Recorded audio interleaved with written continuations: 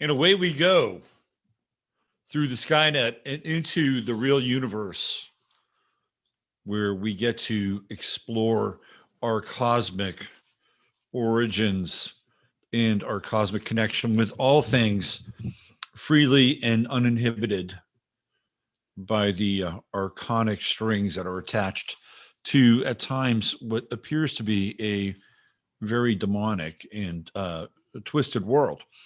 So, welcome to another edition of Sunday Night Astro Live. I'm your host and your Sherpa, your astrological Sherpa for the next couple hours. I'm Robert Phoenix. Thanks for being here. Thank you for mods. Thank you for hanging out. I know I was going to try to be here at the bottom of the hour, but I was putting together some final touches here for the show. So I just decided that I would use this wonderful backdrop from Philadelphia Hall, which was used the other night, or Free Independence Hall in Philadelphia. It was such a beautiful combination of red and blue.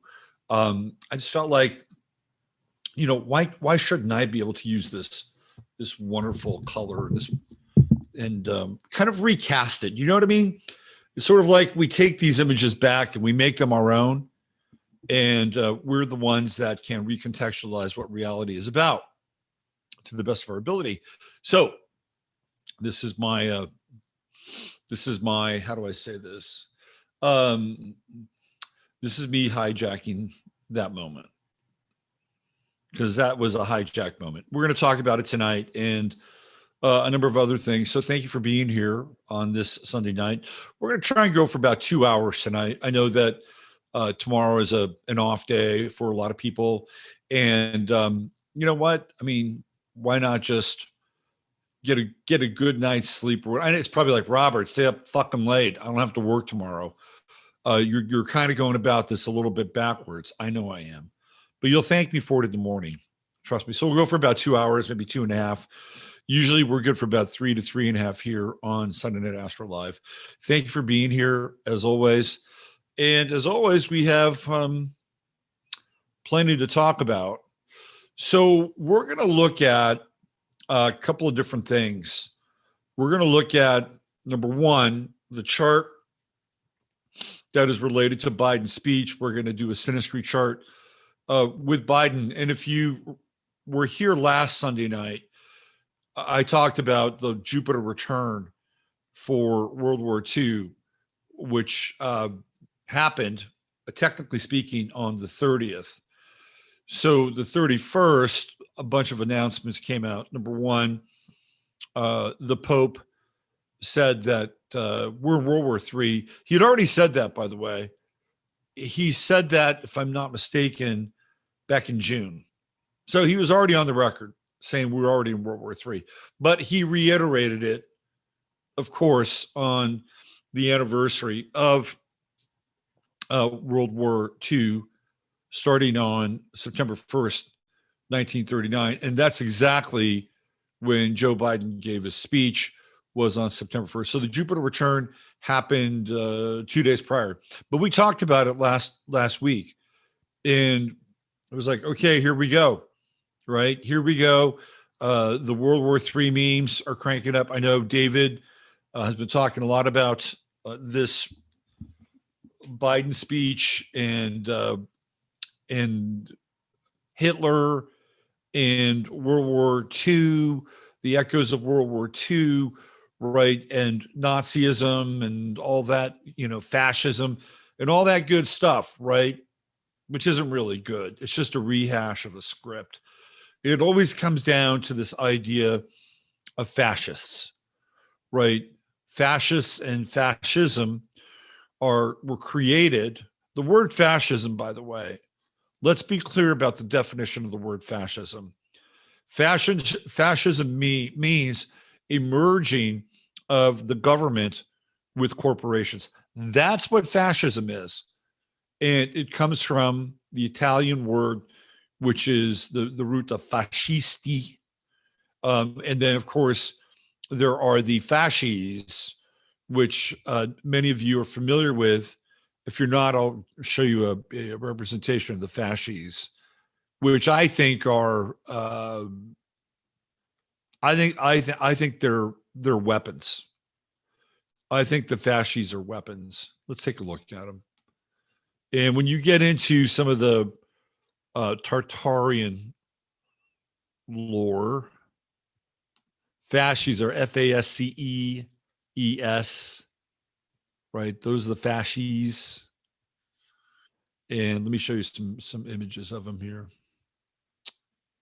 Hold on.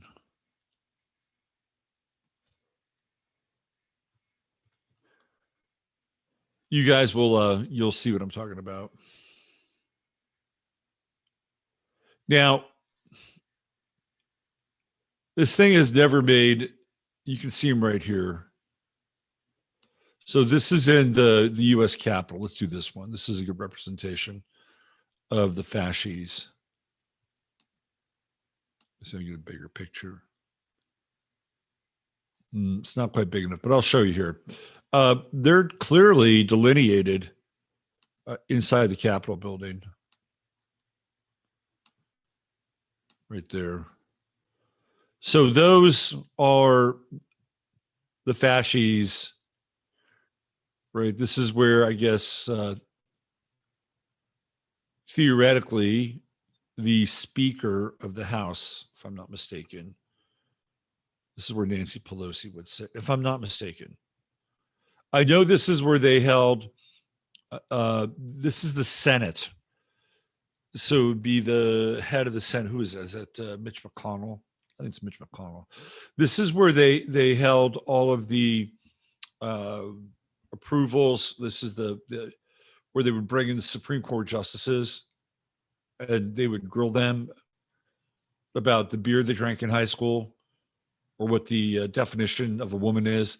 This is where it would happen, and you can see the fasces here in the background. All right, so they play a pretty significant role in terms of the architecture, the interior design of the Capitol building. There's a reason why they're there, right? They also represent the twin pillars of Boaz and Jachin, which are the twin pillars that are connected to duality, and really, in a lot of ways, representative of gods of this world, right? We have Gog and Magog, and there's always these stories of brothers and twins throughout mythology. So it always comes in pairs. So it's not one fasci, it's two fasces, right? So let me show you another picture of the fasces, if I can, right here. I'll just go to the Wikipedia, not the Google page, and I'll show you what the fasces look like. So here they are. What is the Roman fasces symbol? You have these reeds, looks like reeds, rods. They're bundled up, and then you have this axe-like thing. And for a long time, I was asking myself, well, how the fuck does this work as a weapon? Right? How does it work? It doesn't really work as a weapon. Maybe that's the symbol. Maybe it's the symbol where they're going to bury the might in the, and bound the axe in reeds or rods, so that the axe is not an operable thing, and the rods keep it from being a weapon of violence and war. However, as you can see here, where we turn it on the other side, or when we turn it on its side, I'd like to have a picture of it turned on its side, where I believe it is actually an ancient weapon. And a weapon has nothing to do with cutting anything. This is better. This is a better view.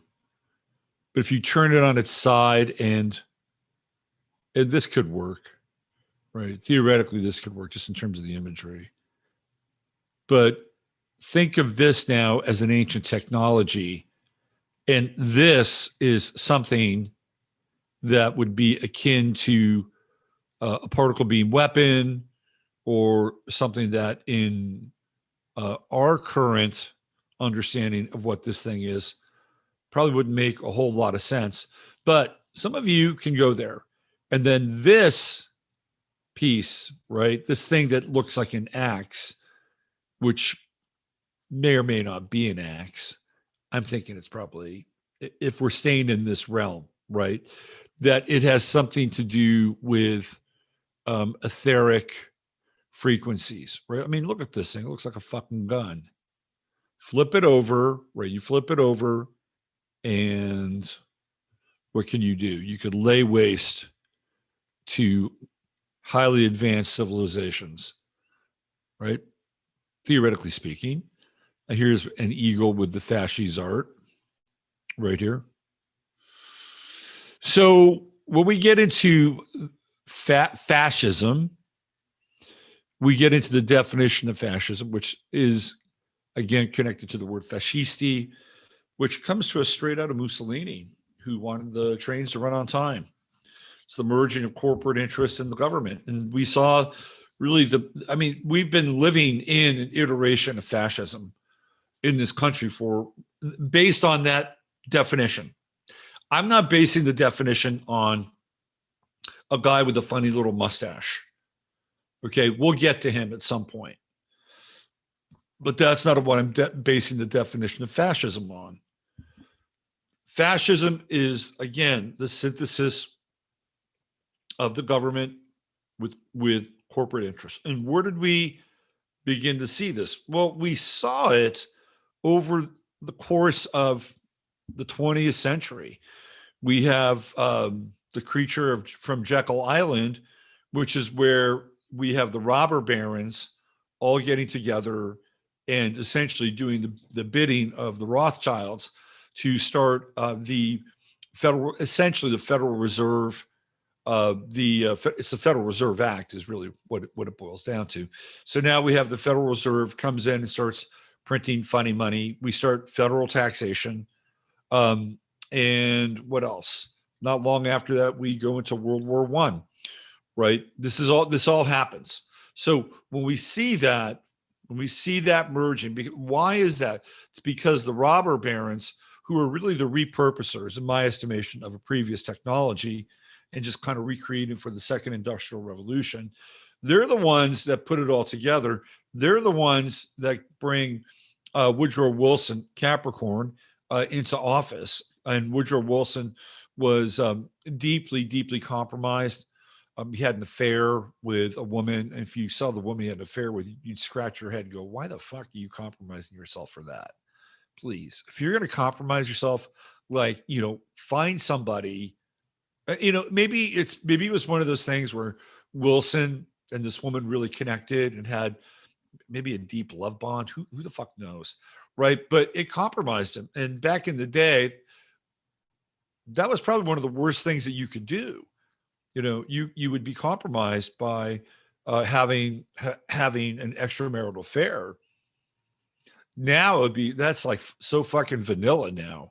It's like extramarital affair. So what, man? It's like, and it's right now. I mean, the standards for, unless of course you're Donald Trump. If you're Donald Trump, then an extramarital affair would be enough to just absolutely damn you to the river Styx without a life preserver for all of eternity, based on the people that are allowing Trump to live rent free in their head. And by the way, this is not an endorsement of Trump. This is just what's happened, right? They have turned Trump into Trump has become the symbol of every strong man and bad man in recent memory. Trump is Hitler. He's not Stalin, by the way. They never want to bring Stalin up. Stalin is the sacred cow. Uncle Joe is the sacred, but Trump is he's Hitler. He's Mussolini. Who else is he? Maybe he's Jim Jones, right? He's a cult leader, right? But mainly when they think of Trump or they conjure up images of Trump, he's Hitlerian. And and what the media, the mind controlled and occultic media, along with these people that are posing as Democrats, because I want to be clear about this. When people are Democrats, theoretically, they're playing a role, just like a lot of Republicans are playing a role. They're playing a role, and the role that they're playing is the role of, well, we're going to represent the people. Or now the role that they're playing is identity politics or whatever. They're playing a role. What they're into is power, plain and simple. They're just into power, and they're wearing a uniform, and they'll switch uniforms. I mean, look at Liz Cheney. She switched uniforms. It happens all the time. And even when they don't switch uniforms, they switch uniforms. So again, I'm not here. This is not a great endorsement of Donald Trump, although I do think something is going on. They want to demonize him. They want to make him Big Brother. They want to make him Hitler. And they want to make everybody associated with him an object of scorn and derision. And even worse, right? Like they're so dangerous and such a threat to democracy that they need to be rounded up and eliminated. This is called projection, by the way. This is what they're dealing with. But getting back to fascism, right? The person that they'll always summon from the graveyard of history is Hitler. And Hitler has that, of course, that great fascist image. And the savior of Europe was not General Montgomery. It wasn't Monty. It wasn't Omar Bradley. It wasn't George Patton. It wasn't Teddy Roosevelt. Franklin Roosevelt. The savior of Europe was Joe Stalin, according to people that lived in Europe, right? Because guess what? The winners get to write the history. This is what happens. And this is what's happening now, right? Because a certain side, theoretically won the 2020 election, they get to write the history. They get to create the narrative. That's what's happening. That's what you saw the other night, is a certain group taking a hold of the narrative and using it to create division, duality, demonization, and capitalize on the fact that we're the good guys, they're the bad guys. So I normally don't go through a lot of press, especially press that is, in my estimation, just decidedly one-sided. I don't really do a lot of that, but I did cruise some of the articles that were in support of Biden's speech, of which there are quite a few, by the way. Not everybody's critical of what happened. There are a number of speeches where it's like, not speeches, but articles where they say, I think it was a Nevada newspaper, MAGA members got their feelings hurt. Too bad. There was a San Antonio newspaper. I don't think it was the San Antonio newspaper, but said that Joe Biden's speech was long overdue. So they're supporting and promoting this idea that that Biden is going to be the tough guy, and he's going to restore order to the republic. And how he's going to restore order to the republic is that he has demonized a group of people, and they will do everything in their power to make sure that that group of people no longer have a voice, right? And there are people who are just regular people. They are not, quote unquote, maggots or ultra maggots or uber maggots or whatever you want to call them, or ultra MAGA. They're regular working class fucking people. Okay. And they're out there having a very different, let me tell you a story. This happened to me. I'm going to get into chat in a second. This happened to me yesterday. This is where we are. This is where we are. And everything that you saw was a major, major distraction. It was a major distraction. It was created in order to pinpoint the other, make an enemy, use that, polarize it, freeze it. That, by the way, this is all Alinsky style tactics. This is Alinsky 101, right? They can't go on with a narrative for too long. They can't do it. They call them actions. In Alinsky's world, they call them actions. And if you keep an action going for too long, you lose energy. So clearly they lost energy from the kid. They couldn't let COVID go on forever. They reached a ceiling where so many people got vaccinated, right? Or jabbed, however you want to call this, right? And then they just reached the ceiling. It was like they couldn't do anymore. They couldn't sell a fourth and a fifth and a sixth booster. They tried to open it up to kids. And, I think that that's a limited hang. I don't know if a lot of parents were, oh, gee, great. Now I get to vaccinate my kid against COVID. Out of the population, you might get, I don't know, 5%, 10% max, in spite of all the videos and all the propaganda that all these people are waiting so long for this to happen. They just couldn't wait to do it. And they took their little baby down there with their little baby bonnet on and, got it jacked up. Okay, speaking of jacked up, we're going to have to go to the other camera. Here we go. Okay. Wow. Now I'm much bigger, aren't I? Let me reposition myself. I'm like Godzilla. Larger than life. My fellow Americans, we live in a dark hour, the darkest hour of the darkest age, an age upon which the ignorance and the souls of men have been emptied out like a cistern. There is no longer any drop of spirit contained in this cistern. And when this cistern is empty, it can be filled and occupied by other spirits. Do we want that for our people? Do we want that for our nation? Yay. I say nay. Anyway, where the hell was I? Oh, I'll tell you where this is a big distraction for. It was last night. This is it right here.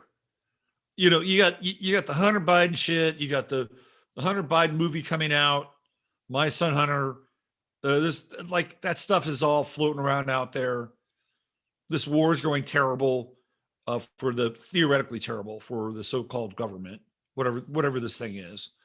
They just keep shipping billions of dollars over there, draining the arms supply, the stocks of U.S. arms over there, and not really replenishing them, by the way. This is really what this is about. This is a way to get people's minds away from the fact that all these other things are happening. But no, we've got a bad guy, and we got a bad group of people that cling to the fact that their guy won, and they're pissed off. And not only that, but they're xenophobic and homophobic, transphobic. I mean, they're just, full of phobic. They're frothing at the mouth phobic. And this is what's happening. This is a total psychological operation. Thank God a lot of people see through it, right? We're kind of downstream. I'm always amazed by how quickly people are up to speed with what's going on here. The big challenge is staying out of the circuitry and not allowing yourself to be the battery that's connected to the thing that taps into you. You can't be the battery, right? That's why I don't watch these in real time. I don't want to be the battery. And even with Trump, I rarely watch Trump speeches in real time. I think maybe one State of the Union. I think I watched. I always watch them after the fact because I don't want to be feeding into that thing. And this was so bad, by the way. They had to deliver the context of the speech before the speech was made. So they gave it to NBC, CBS, ABC. None of them would broadcast it. That's how bad it was. So this is a major departure from other speeches. But let me get back to the distraction. So last night, we went to HEB here in town. Walk in, and I see this guy, and he's sitting down on a bench. And he is like the bench outside the supermarket. He's out of place. He's out of place. And I'll tell you why he's out of place. Number one, well, he's black. Okay. Not that there aren't black people that live in Fredericksburg and the Hill Country, because there are. But you don't see many of them sitting down on a bench by themselves with what looks like some kind of a laundry bag with something in it. You just don't see that. I'm like, what's going on with that dude? Right? He kind of had his head in his hands. I'm like, that's not normal. There's something not normal about this guy. So then we do our shopping, and timing is a weird thing, you know? It's a really weird thing. So we get everything, and I decided to get cash back, and then use some of that cash for putting gas in my tank and a little bit left over. So I go and do that. I start filling up my car with gas, and all of a sudden I see the same guy, and he's walking to me from across the street. I'm like, oh, here we go. I'm going to have an interaction with that guy. So then he starts talking to me. It's clear he's from another country. He's not from Fredericksburg. He's not from Texas. He's not from Mississippi. He's not from Florida. He's not from Chicago. He's not from the United States. So I start to talk to him. I said, so where are you from? He says, I'm from the Congo. I'm like, oh, how did you get here? And he said, God. God brought me here. I'm like, okay, well, where do you live? And he pointed south of town. I don't know where he's living. He might be living in the weeds, as far as I know. I don't know. And I said, how long have you been here? Now, he claims to have been here for 5 years. I don't know about that. He spoke pretty good English. That wasn't bad. We could talk to each other. And he had such a look of desperation on his face. And he, across from HEB, there's a car wash. So they have the stalls you can wash your car in. He was there apparently asking people if he could wash their car for them. He didn't have any money. And he's looking at my car. I'm like, my car doesn't need washing. So I asked him, so what's your name? And he said his name is Prince. So I gave him my name. We shook hands, and I had a little extra money left over from getting cash back, right? So I handed him some money. He didn't want to take it. He wanted to work for the money. I said, look, dude, I don't need you to wash my car. It would be redundant at this point. Just take it, and somewhere down the line, wash somebody else's car or something. I'm really not attached to it.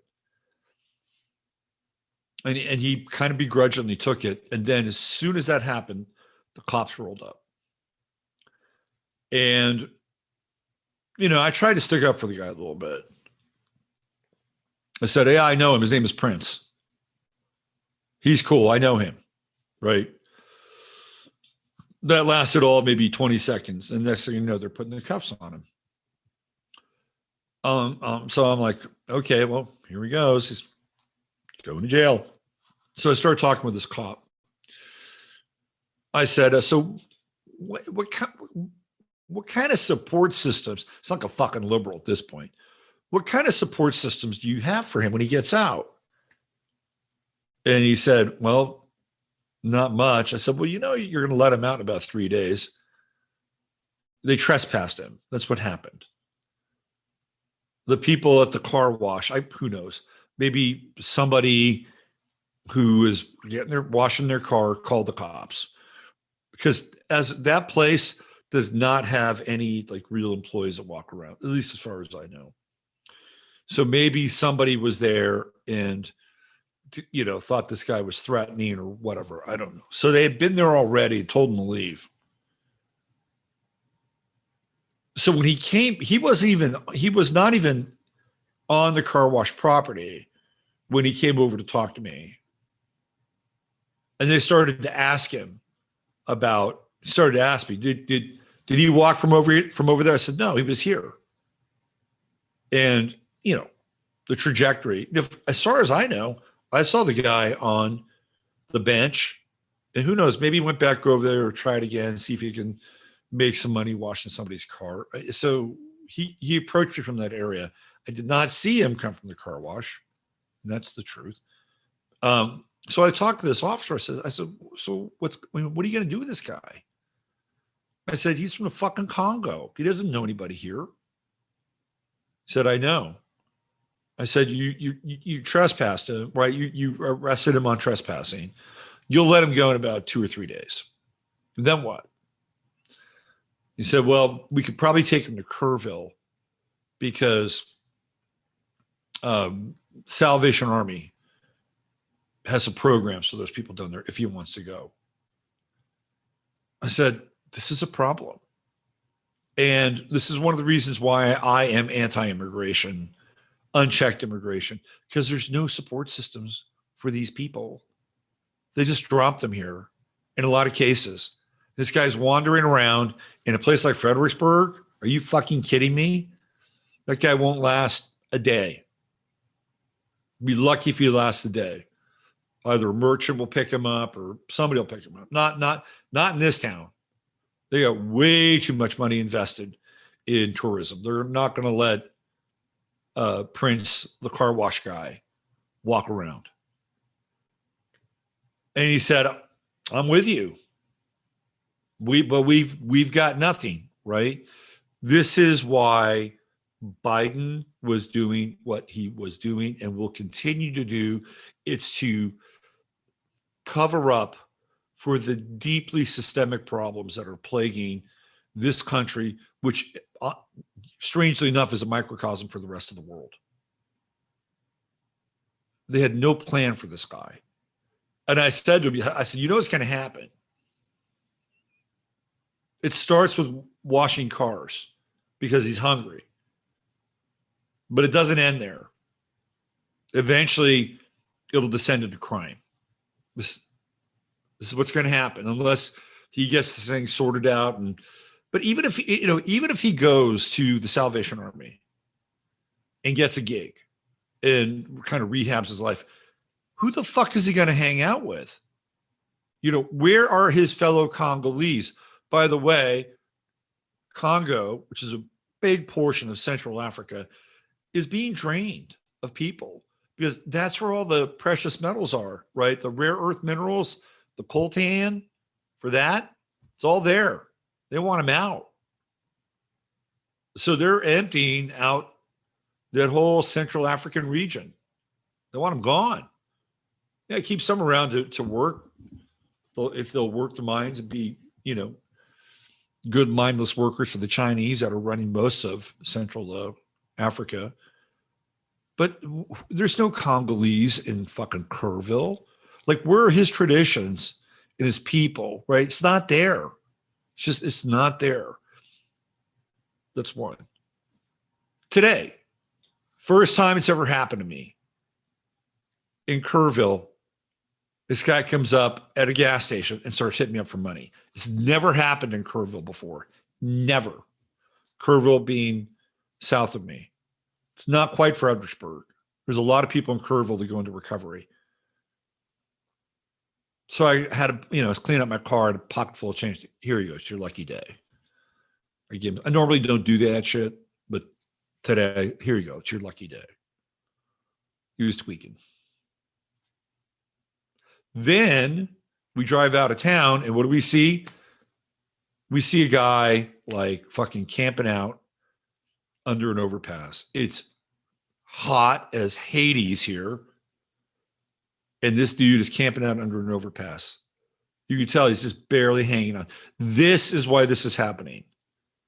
This is why they're turning everybody's attention to the people that are being divisive and dividing the country and speaking up because they believe that things are not as they should be, that we're living or moving very rapidly into a dystopian nightmare. Thus, they conjure up images of Hitler.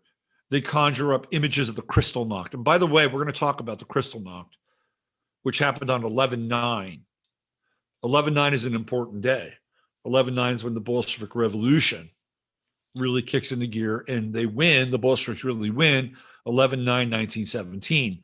11/9 is also the day that Donald Trump won the election in 2016. And if you remember that silly photo of the plane in Afghanistan and all those guys running alongside of that plane, what were the numbers on the plane? It was 11/9. And this year, the midterms are on 11/8, just one day before 11/9. So it's always, I think, the second Tuesday, if I'm not mistaken, in November when these big elections happen. Maybe the second and first Tuesday, I forget. That's the problem. I'd never seen that before, right? Congo guy dropped off in the middle of fucking Fredericksburg, or who knows where he got dropped off. That's where he wound up.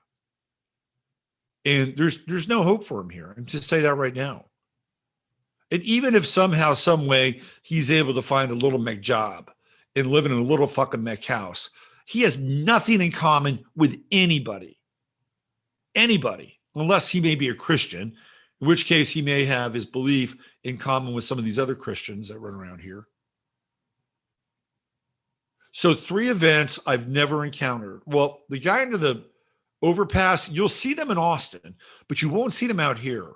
Like, I'm in the hill country, and we're like 70 miles west of Austin. This is why this is happening. And I can encapsulate that in basically three vignettes for each person. 1, unchecked immigration and the problems that go along with unchecked immigration. 0 infrastructure or support for this dude who wound up here. He's in jail right now, probably. I mean, honestly, he'll probably get better accommodations, and I have no idea what the jail food is like, but it's probably better than what he could have eaten, I think. Although jail food is pretty rotten. Most jail food is pretty standard. You get the obligatory bologna sandwich at some point.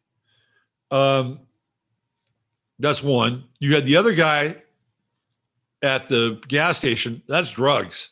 That's a drug issue. Clear drug issue. That guy was fucking tweaking. Drug issue. And then the third was what? Homelessness. So unchecked immigration, drug addiction, and homelessness. And who knows, maybe the homeless guy underneath the underpass had a drug issue as well. This is why that speech happened. We can overlay all the World War II stuff on it. That stuff is legit and real. The astrology for that is legit and real. David, my buddy, the Leo King, has been tracking this stuff and putting the pieces together, right, with the whole World War II imagery. And they had to create Hitler. They had to create somebody like Hitler who they could then source throughout history and then attach this whole kind of fascisti, the fascistic movement that goes along with Hitler. But again, fascism is the synthesis between the government and corporations. 1913, The Creature from Jekyll Island. Franklin Delano Roosevelt. The New Deal. The New Deal. Huge merging of the government and corporations. In fact, corporations, and I've talked about this before, so we're getting into Saturn here. Saturn represents corporations. Corporations, the whole idea of the corporation was set up for the New Deal and the WPA, right? The Works Progress Administration. The WPA was the group that was going to handle getting all these Americans back into work by providing them with jobs that would create the infrastructure that would be things like the Hoover Dam or the Bay Bridge in California, or, fill in the blank, highways, dams, bridges, the WPA putting America back to work. Well, who's putting them back to work? It's the government. It's not private industry, right? So corporations, the whole idea of a corporation comes out of that period of time. And the corporations were supposed to be limited. Like they had a status, a unique status that was granted to them so that they could take advantage of certain sweet deals, right? Taxes mainly. But the whole idea of the corporation, especially as it related to the New Deal and the WPA, is that once the project was over, the corporation or the corporate status would disband. It was supposed to be a temporary entity. Did it stay temporary? No. So the whole idea of corporations as we know them, which is a body, corporation is a corpus, right? It's a corpse. It's what it is. It's a corpse that's been animated. Corporation's like a golem. So the whole idea in total really starts with Roosevelt, the WPA, right? What is that? It's a combination of government and corporations. That's fascism. And who did FDR love? He loved Joe fucking Stalin. When you look at the pictures of them at Yalta, oh my God, it's like he wants to blow the guy. Here, let's look. I'll show you.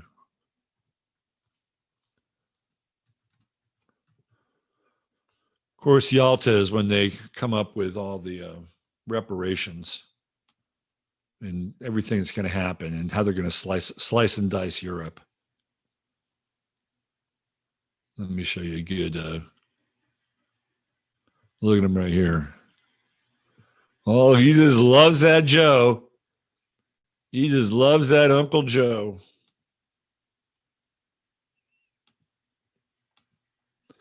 FDR, the Aquarian, Stalin, Sagittarius, and Churchill, the alcoholic. Just looking on. Like, you got to be fucking kidding me. Every time you see these two guys together, they're just old chummy. Look at them right there. Now, supposedly, Churchill's supposed to be all in, but it's really you see so many pictures of like, look at him. He's just looking in his eyes. He's like, I love what you did. I love your work. If I could only have the same kind of backhanded strategy, with the back of my hand strategy, the American people, boy, I could get a lot done. Here's another one of them. Hanging out. Yeah, there's no Churchill. He's probably getting schnockered. And there they are again. All right, well, how many people did you really kill, Joe? Do you have a number? You got a number on that?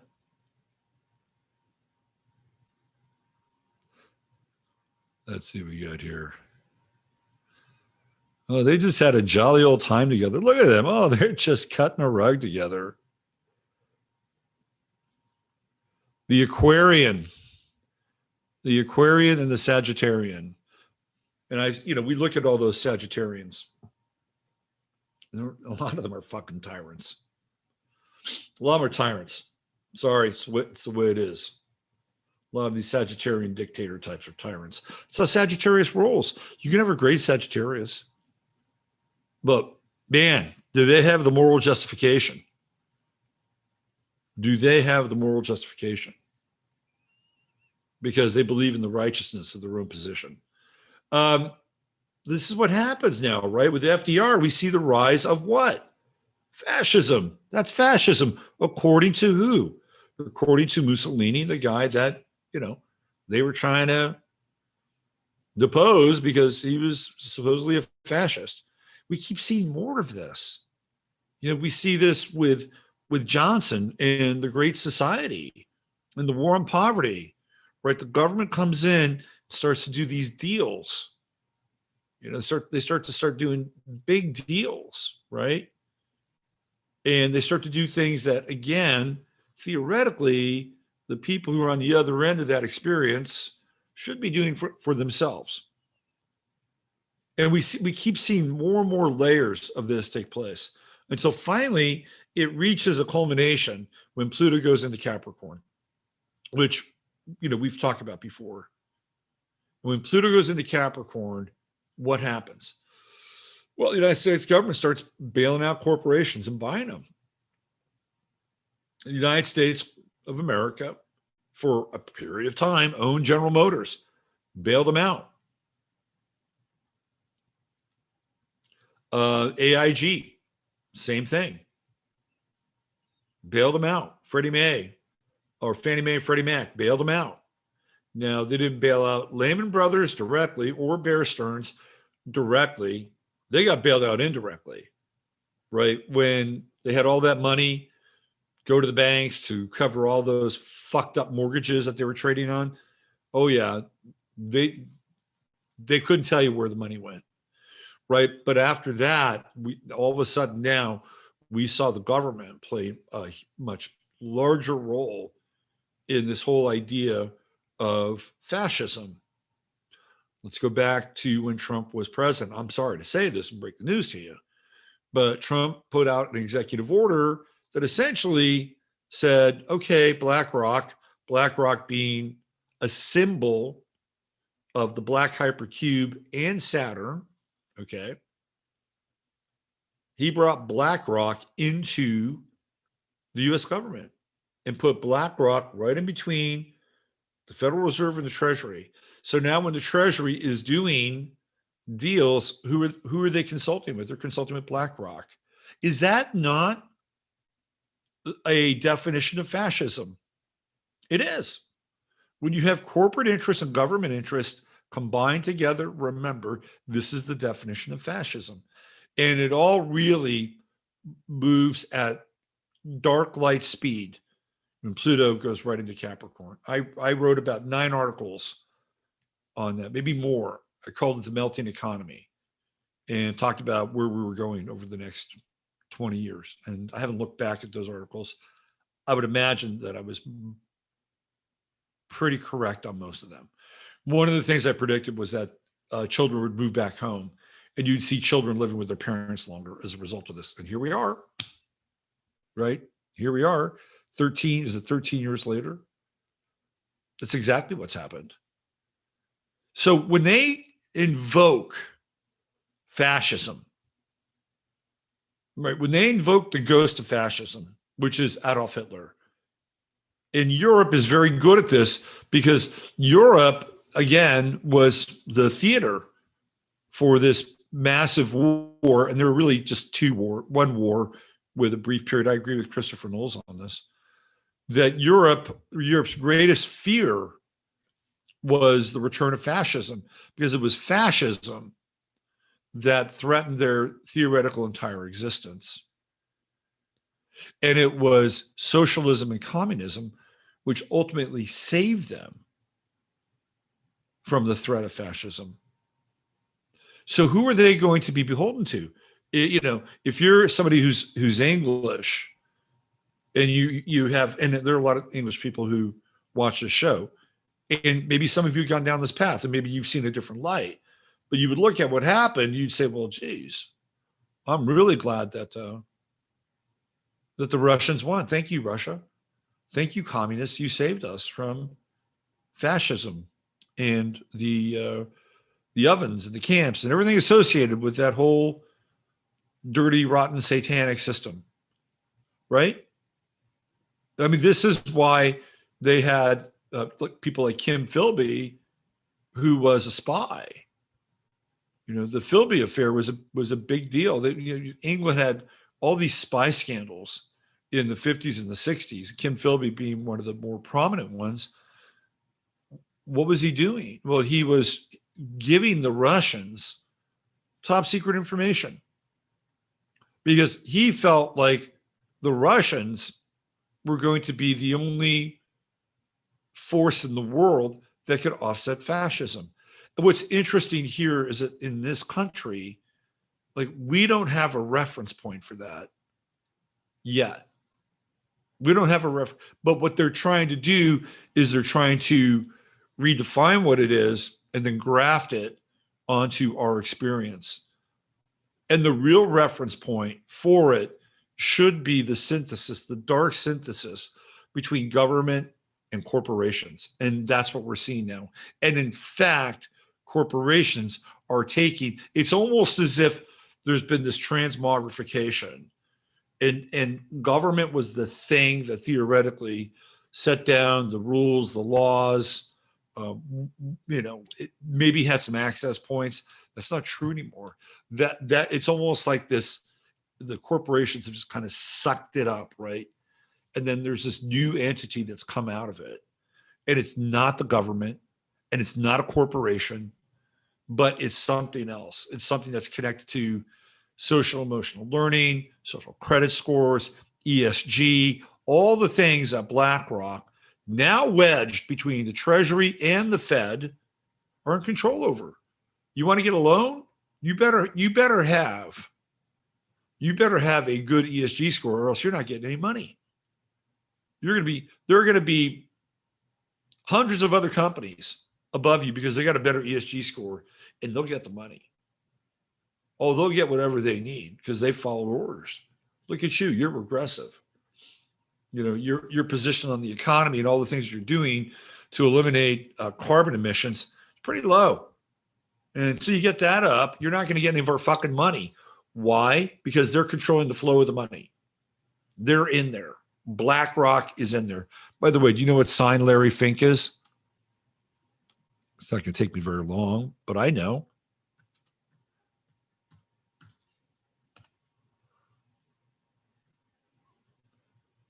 Larry Fink is a Scorpio. He's a Scorpio. So he has been put into the position of being the magus of other people's money. Born in 1952, 69 years old. There you go. So we're going to get into this tonight. We're going to get into Biden's speech. We're going to look at the astrology for Biden's speech. We're going to look at where Biden is, his chart of the speech, right? We're going to do that. We're also going to look at the World War II chart with the Jupiter Return, which happened on the 30th of August. And then we'll go through some of the headlines that were associated with that. And then just to kind of lighten things up a little bit, because I know it's a little bit heavy, right? We're kind of living in a bit of a heavy time. It is football season. And there is a crisis in Tom Bradyville. Tom Brady and Giselle Bundchen are getting close to splitting up. And what's interesting is I kept having a conversation off and on via text with W.C. Ray. And he's like, what's going on with Brady? What's going on with Brady? And I said, yeah, the guy went through his Saturn opposition last year, and he probably should have hung up his cleats. Because when you hit your Saturn opposition at 44, that's what you're supposed to do. You're supposed to do something different. And what did he do? Well, he tried for a minute and was like, I'm going back. I'm not done. And what do you think happened to Giselle? She's pissed. She's pissed. So what we're going to do is we're going to look at Tom Brady's chart. And I'm going to show you how the Saturn opposition works and what you're seeing as an end result. That happened to me when I was 44. I've told the story before. When I was 44, I was working for eMusic, which was one of the first companies to sell a digital download. And we had been bought by this other company who ultimately were going to move. And we knew this. I mean, nobody told us, but you'd have to be a Rhodes Scholar to figure this shit out. We knew that they were going to ultimately bring everything in-house into New York City, which is where they had their other offices. And the people that they wanted to be on board and, you know, offer packages and stuff to, you know, I was married at the time, and my wife also worked for the same company. And they offered us a package and to go there, move there and everything. And we said no, right? Said no for a number of reasons. Now, at that time, of course, you know, I knew about astrology, but it wasn't really deeply integrated into my life, right? So had I stayed with what I was doing, it would not have ultimately worked for me. I had to do something different. So what did I do? I became a stay-at-home dad. I was going from, you know, 105 all the way down into, you know, 15 miles per hour in the school zone. And that's what happens with the Saturn opposition. You got to do something different. Men and women, by the way. So we're going to talk about that with Tom Brady when we get to Tom Brady. And then we're going to talk about Aaron Rodgers, because I think Aaron Rodgers is a sleeping giant. And he has a very unusual chart.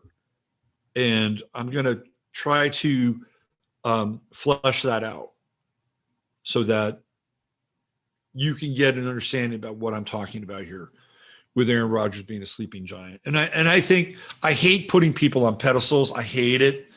You know, I went through a period, it was probably in the late 2000s, you know, and I was kind of looking around for people that were, you know, in the public space that were awake and looking for their material to reference and even write about on my blog. And then I remember at a certain point, I decided I can't do that. I really can't do that because it's disempowering. I need to not look outside of myself at these people and assign a role for them that I'm supposed to be playing in my own life. It was one of the most liberating things I'd ever done.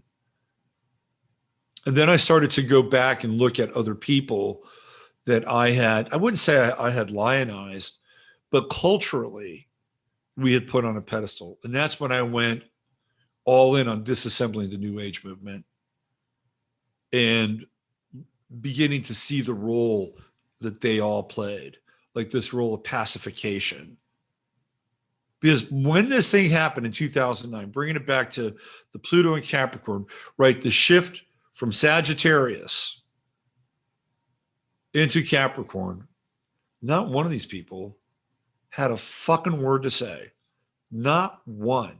Not one of them had a fucking word to say about anything that happened post 2001. When it came to the war in Iraq, when it came to the war in Afghanistan, I could just go down the list. None of them had anything relevant to say. Not Oprah, not Tony Robbins, not I call them Deep Pocket Chakra. Not Deep Pocket Chakra. None of them had anything to say. Maybe Marianne Williamson might have something to say. I don't know. She's mildly interesting. But at the end of the day, all these so-called new thought leaders, they were like the guy camped out on the underpass. That's who they were. You know why? Because that wasn't a good vibe. Not only was it not a good vibe, but they would have gotten heat from political leaders, whether they were Republican or in the case of Obama, Democrat, they would have gotten heat. And they didn't want to take the heat. Right? Oprah didn't want to sacrifice her couch. At least not yet. So that was liberating. However, Aaron Rodgers might be a little bit different only because he's a Sagittarius and he's having an awakening. And when a Sagittarius has an awakening, it's a very interesting thing to watch. Very, very interesting, especially if they begin to unpack their very specific brand of morality and truth. So we'll take a look at Aaron Rodgers. Before I do that, I know that we're about a little bit over an hour into this now, but it was, I had to get there. I had to get to this intro. I do want to say hi to people, and I do want to talk about the sponsor of tonight's show, as always. So let me go into chat where it's at, Chataria.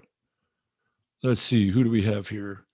Going back, we got my man Ryan. What's going on, Ryan?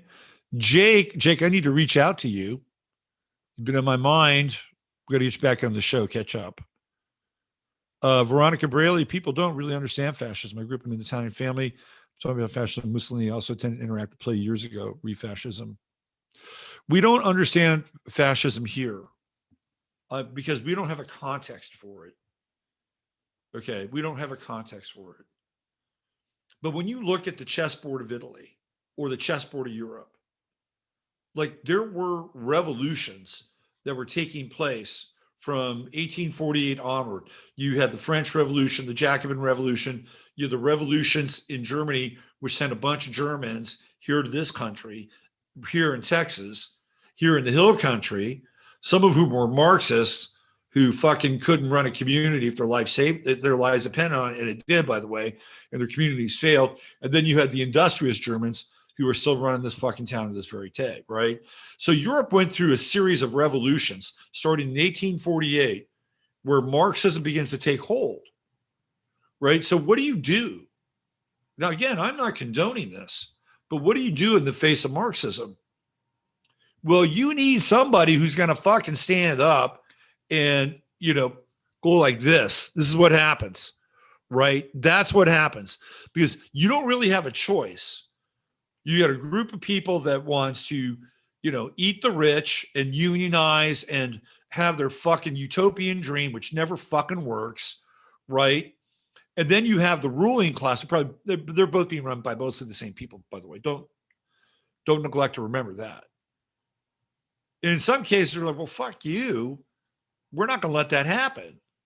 This is the role of what's his name in Spain.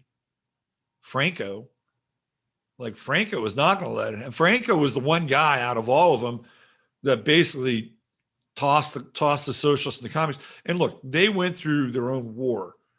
That's where Hemingway, got his bones, as they say. But that's what Europe was going through, right? Europe was going through a very different thing than we were going through in the States. It was this ideological system of purging and control. And there were only two opposing forces in a lot of ways. You had this revolutionary force that is supposedly there to democratize the people who were oppressed and left out of this kind of feudal hierarchy that was going on, right?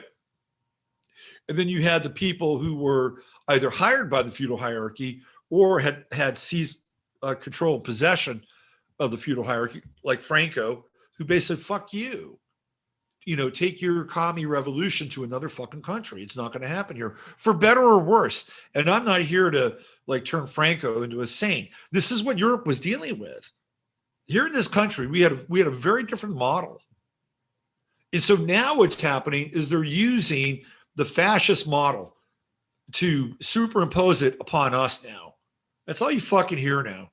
You didn't hear about fascism in the 60s, 70s, 80s, 90s. You didn't hear about fascism.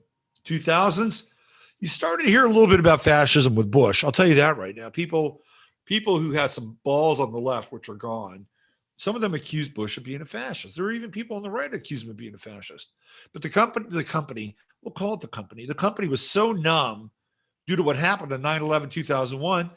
They're like, okay, whatever, go kick some ass and we'll go shopping. We'll do that. This is too much for us to handle, right?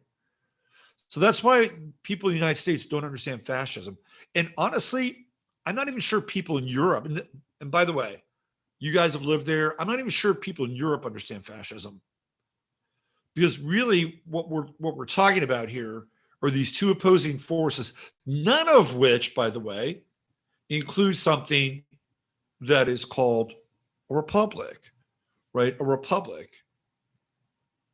This is what we, representative republic. But if you had to choose between the two, right? Like, what's the difference between Stalin and Hitler? Not much, actually. Not much. Nope. They're both strongmen, right? It was a time of strongmen, and you had these supposed strongmen would stand up, right? Churchill, Stalin, Hitler, Roosevelt. This is how it was all kind of set up, right? And they love their fucking strong. They love their strong men. Now they don't. Now they love their strong women. That's all their discussion.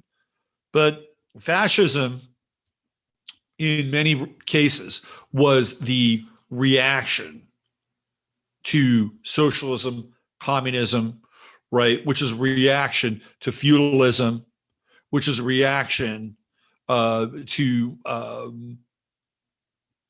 that's really where it starts, right? That's where it starts. And I've had this discussion before. You go to South America and they flip-flop all the time. They go from fascism to socialism and fascism to social. It's kind of like it's like a game in South America. But if you were somebody and you were looking at dealing with a bunch of people that wanted to overthrow your fucking government, right, and cause havoc, wreak havoc, take over the press, propagandize, kick you out, put their guy in, and all under the guise of, socialism, what would you do if you were that leader and you saw that, man, let's just say, for instance, for the sake of argument, that you really, you had a modicum of care for the people. Let's just say, for the sake of argument, you had a modicum of care for the people, and you knew it was coming. You knew that the socialist cadre was there and ready to get inside their heads and start screwing with them and getting into their oppressed programming. And then once that happened, it would just be over, right? It'd be over. The people. What would you do if you were that leader and you had a modicum of care for your people? Well, you'd probably turn into a fucking tyrant. You know why? Because you'd have to take care of those people. You'd have to say, we won't allow this here. We're not going to allow this here. So this is what's going to happen to you if you continue to do this shit. And then what do? They stop for a while and, okay, we get it, right?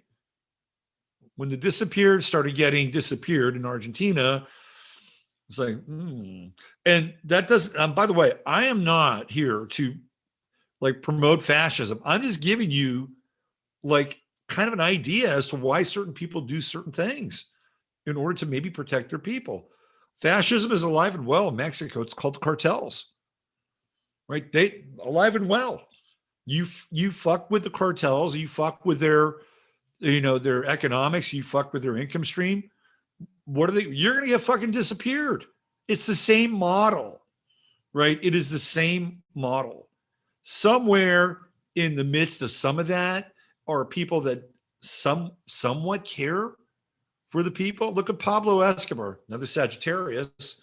Pablo Escobar, he was a sociopath. Actually, he's probably more of a psychopath because psychopaths have regret. But this guy was, he wouldn't stop at anything. At the same time, he's playing Robin Hood and doing all this cool shit for his people, right? And he's taking on the government because he knows the government is corrupt. So fuck you, you're corrupt. What makes you better than me? We're just different kinds of criminals, right? And Escobar, probably had some modicum of truth there. So what do they do in Colombia? Well, they call in George Bush. Well, George Bush was hot on that ticket because Escobar was a threat to his business. You see how the game works? Right. So when we talk about fascism, especially now in this country, right, it is a cinematic portrayal of it. Right. They have to reference the scene behind me in order for people to begin to embrace this idea that this thing that they've used for decades and decades in Europe and in places like South America, that now it's here, and they have to create the model for it. And I've been on Twitter feeds. And this is Mars and Gemini, by the way. This is Mars and Gemini. You know, we're seeing this really aggressive duality, right? This is a total Mars and Gemini moment that we're in. And, you know, Biden, whoever Biden is and his controllers are, and the people that enable Biden on both sides, by the way, right? On both sides. I'm just, you know, I got to be clear with this, right? There are people on both sides, not all of them, but a lot of them are in on this game. And what they're doing now in terms of the cinematic portrayal, which is very Neptunian and Piscean in a dark sense, and this script that they're writing is very dangerous.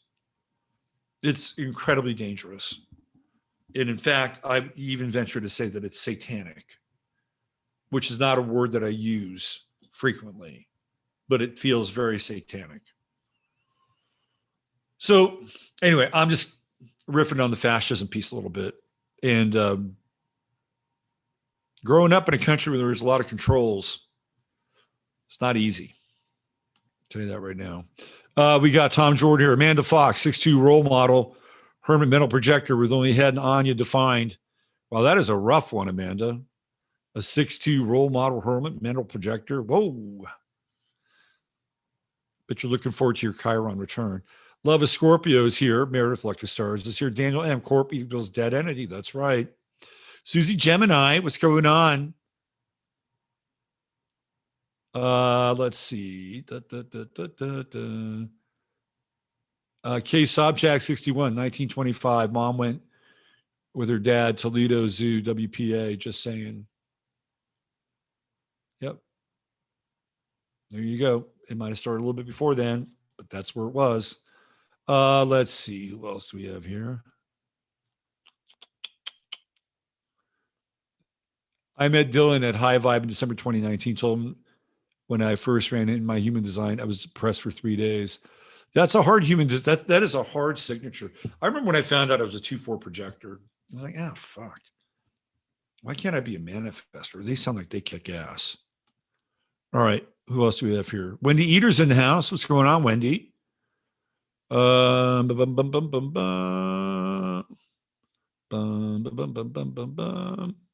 Saw behind blue eyes, alcoholic. What constellation is that? Oh, let's see. What constellation would that be?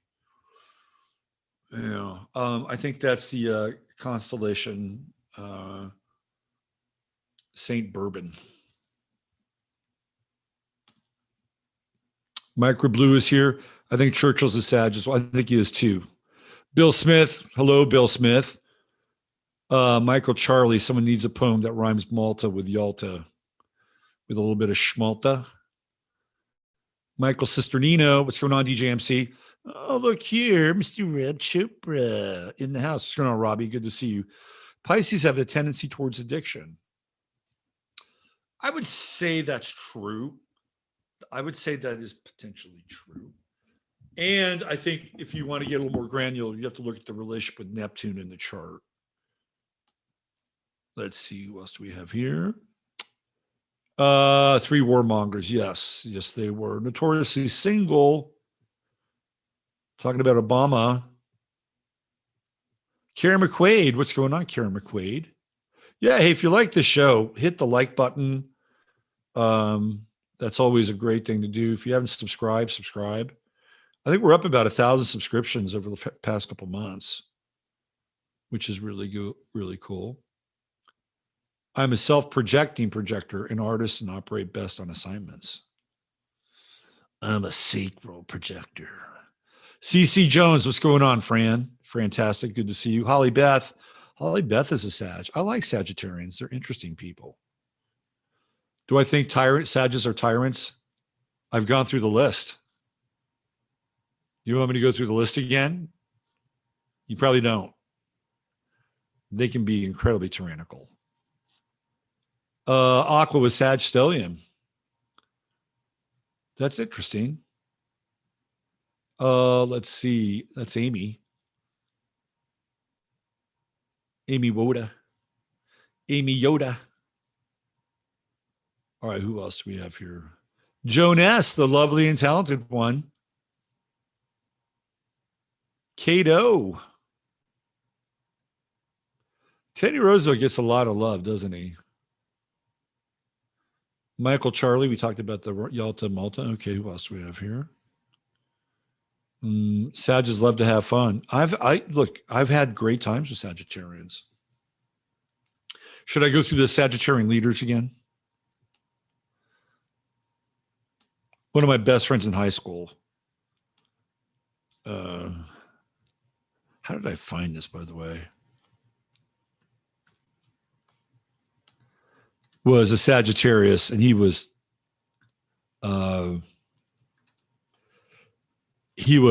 amazing to be around. My buddy Keith, and he was incredibly charismatic. Incredibly charismatic. He was a big pet person, but he couldn't hold his liquor for shit. All right, let's look at the famous Sagittarian leaders. Churchill, there we go. Settling that one. Georgy Zhukov, military commander, Soviet Union. Charlie de Gaulle, another general coming out of World War II. He's a Sagittarius. Jacques Chirac, another Sagittarian. Zachary Taylor. They call him like Old Ironsides or some shit like that. All right, we get into some real winners. Martin Van Buren, the two-party guy. Oh, look at that. Talk about a tyrant. Madeleine Albright, born in Smicha, Prague, Czechia. Oh, look at Christy Nome, little Saggy Christy. Who else do we have here? Shirley Chisholm. Remember she ran for vice president. Konstantin Rakovsky, Red Army commander. Oh, look at that. Archduke Franz Ferdinand. Trigger for World War I. Thomas Sankara, or Africa's Che Guevara. Andres Bonifacio, the father of the Philippine Revolution. He was eventually executed for treason. You know who he looks like? He looks like Michael Aquino, doesn't he? That fucker looks like Michael Aquino. Maybe he's Aquino's reincarnation.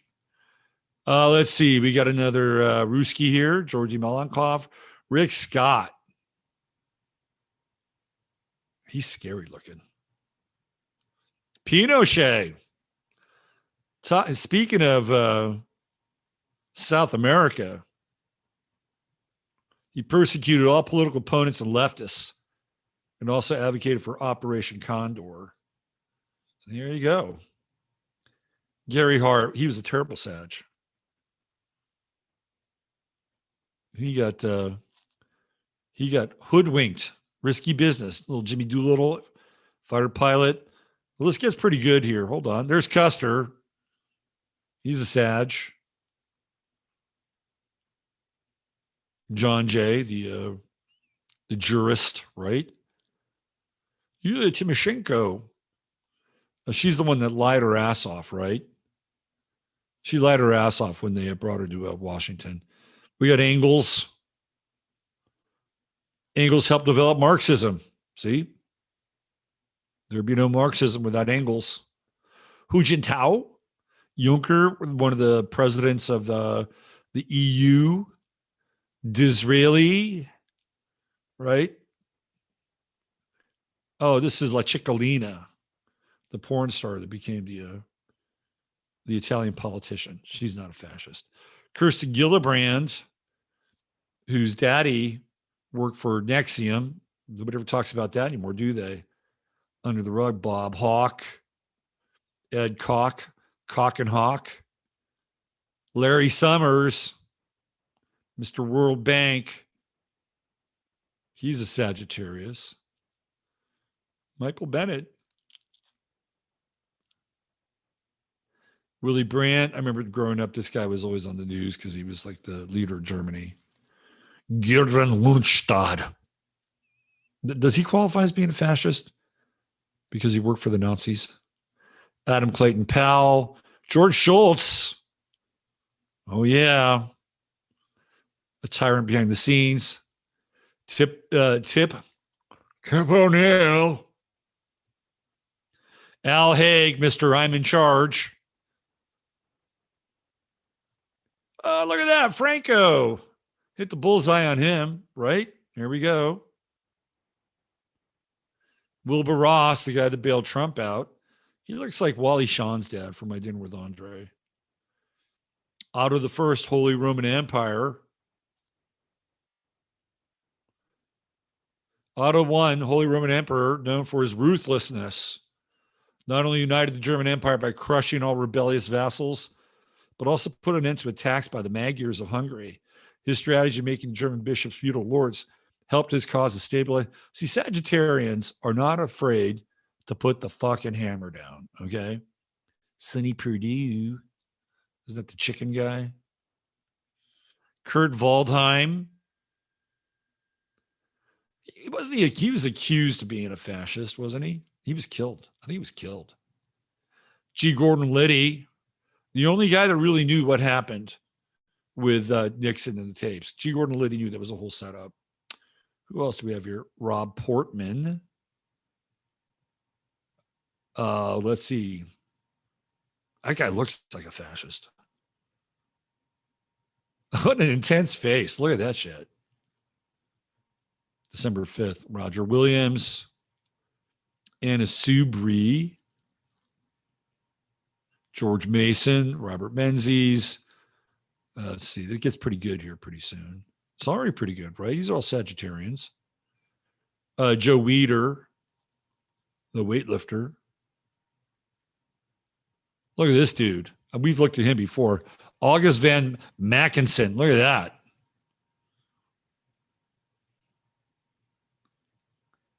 Intense dude. Sharad Power. Birthplace Pune. Let's see. Oh, there's another fascist right there. I'm sorry, I'm using the word. Thrown around like loose change at this point. Who else do we have? Manny Pacquiao. I love Manny Pacquiao. Manny Pacquiao to me was boxing's version of Bruce Lee, the Pac-Man. John Lindsay, the mayor of New York, another Sag. Oh, look who we have here. Chucky Boy, Chuck Schumer, Sagittarius. I'm sorry, Sag. There are some redeeming people in your sign. I'm not here to bring you down. Remember this guy? Drill Baby Drill. He passed away recently. Good old Herman Cain was a Sag. Oh, there he is. The most tyrannical of all the Sagittarians. Uncle Joe, he's right there. George Moscone. Oh my God. You see what I mean by this sign? It's an intro. I love Sagittarians. Don't get me wrong. We're going to get into Aaron Rodgers. I'm going to sing his praises tonight. Right. But this is like a rogues fucking gallery here. There's a few. Chaim Weitzman. I think he started the World Zionist Organization. Zog. LaGuardia, who is a fucking gangster and mayor of New York. Rob Blagojevich went to prison. Susan Collins, traitor. Who else do we have? Maduro from Venezuela, another strong man. Ed Meese. Brezhnev. Look at those there. Brezhnev was a badass. December 19th. His chart is not too dissimilar from Joe Stalin's, by the way. Dilma Rousseff. Is that a smile? What the fuck is that? I don't know what that is. John Allen, this is one of the guys that runs that program that Millie Weaver was talking about. That guy right there. Zumwalt, another Purdue. Have we gone through them all? Are there any more of the Rogues Gallery here? Oh, yeah, forgot. Rahm Emanuel. There's another little fucking tyrant. Sagittarius, I love you. I love you. Don't get me wrong. There are some great Sagittarians. In fact, we were watching two, well, they're not really Sagittarians, but two young people, Pluto and Sagittarius. Great. Absolutely great. And I do believe that Gen Z and the Zoomers have a bright future ahead of them. I do. In spite of the fact that some of them are out of their fucking minds. A lot of them aren't. And a lot of them are really creative, really smart. And you know what? Gen Z is the only generation that really grew up on the internet. So they've been dosing on the internet for a long time. And a lot of these Gen Z kids have a wide database. Let me tell you, a big, wide database. I love them. All right. That's enough. It's enough Sagittarian. Come down or bring down. All right, let's get into the Biden stuff.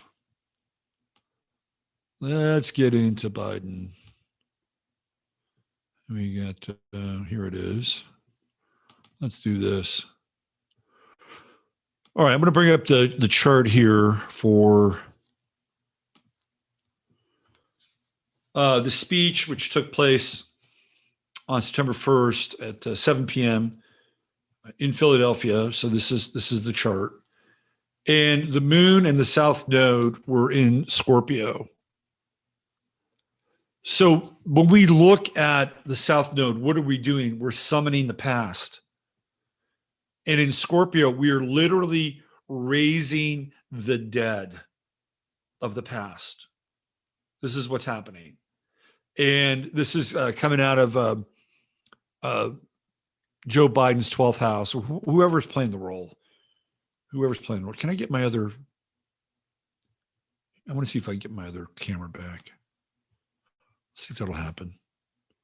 Sometimes it'll happen. I'm going to have to get a new camera. Oh, no. Oh, no. It's him. Oh, no. There he is. No. Bring me back. Oh, no. Now I'm really fucked up. Wow. Let's try it again.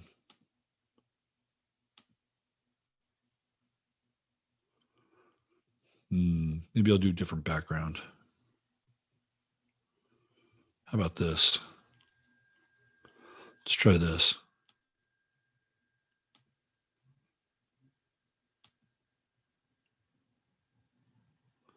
Oh, you like that? Now I'm draped in the American flag. This sucks. Here, let's do this.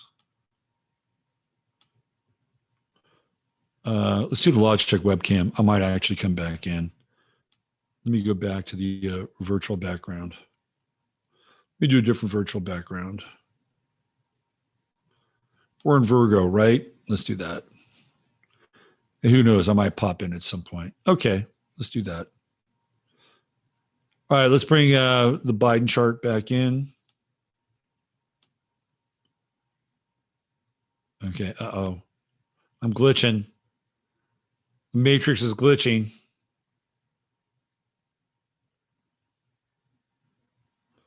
Oh.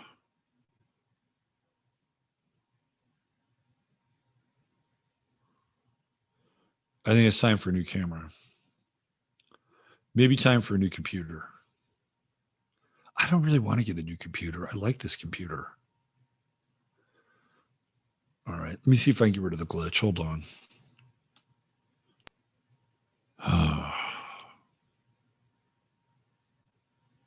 Nope.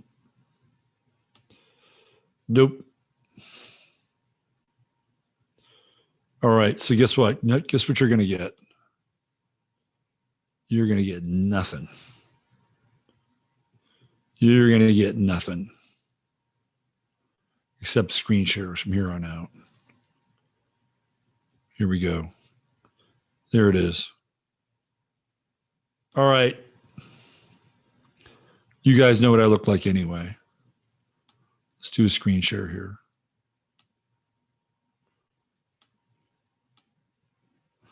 Okay, so there we go. This is the chart of the great momentous speech.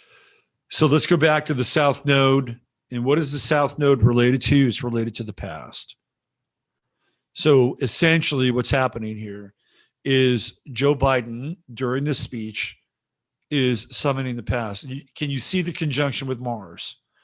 His Mars is in Scorpio, ingressing into the 12th house.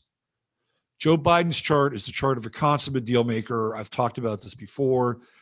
He's all tucked away. He's the behind the scenes guy. He comes across as being very Sagittarian and very jovial and telling all kinds of interesting stories that aren't true. Using that kind of Sagittarian, bigger is better, and anything worth doing is worth overdoing. But really behind the scenes, he is cutting deals right and left. But here we see the South Node and the moon connected with Mars. So what do we have? We have something that's very emotional. It's an emotional connection, right? You mix the moon and Mars together in Scorpio. What do you have? It's an obsessive cocktail, right? It is an obsessive incendiary cocktail, and summoning the obsessive and incendiary spirits, the dark spirits from the past, conjuring images of Hitler, fascism, right? And then projecting them out onto the screen of the world. This is what's happening here. Right here in this man's chart. It's right there.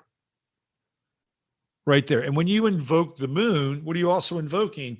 You're not just invoking the past, but you're invoking this country. This country is a lunar country. It is a Cancerian country. And so he's invoking, right, things like what? Our past, the Constitution, Freedom Hall, the Declaration of Independence, Philadelphia.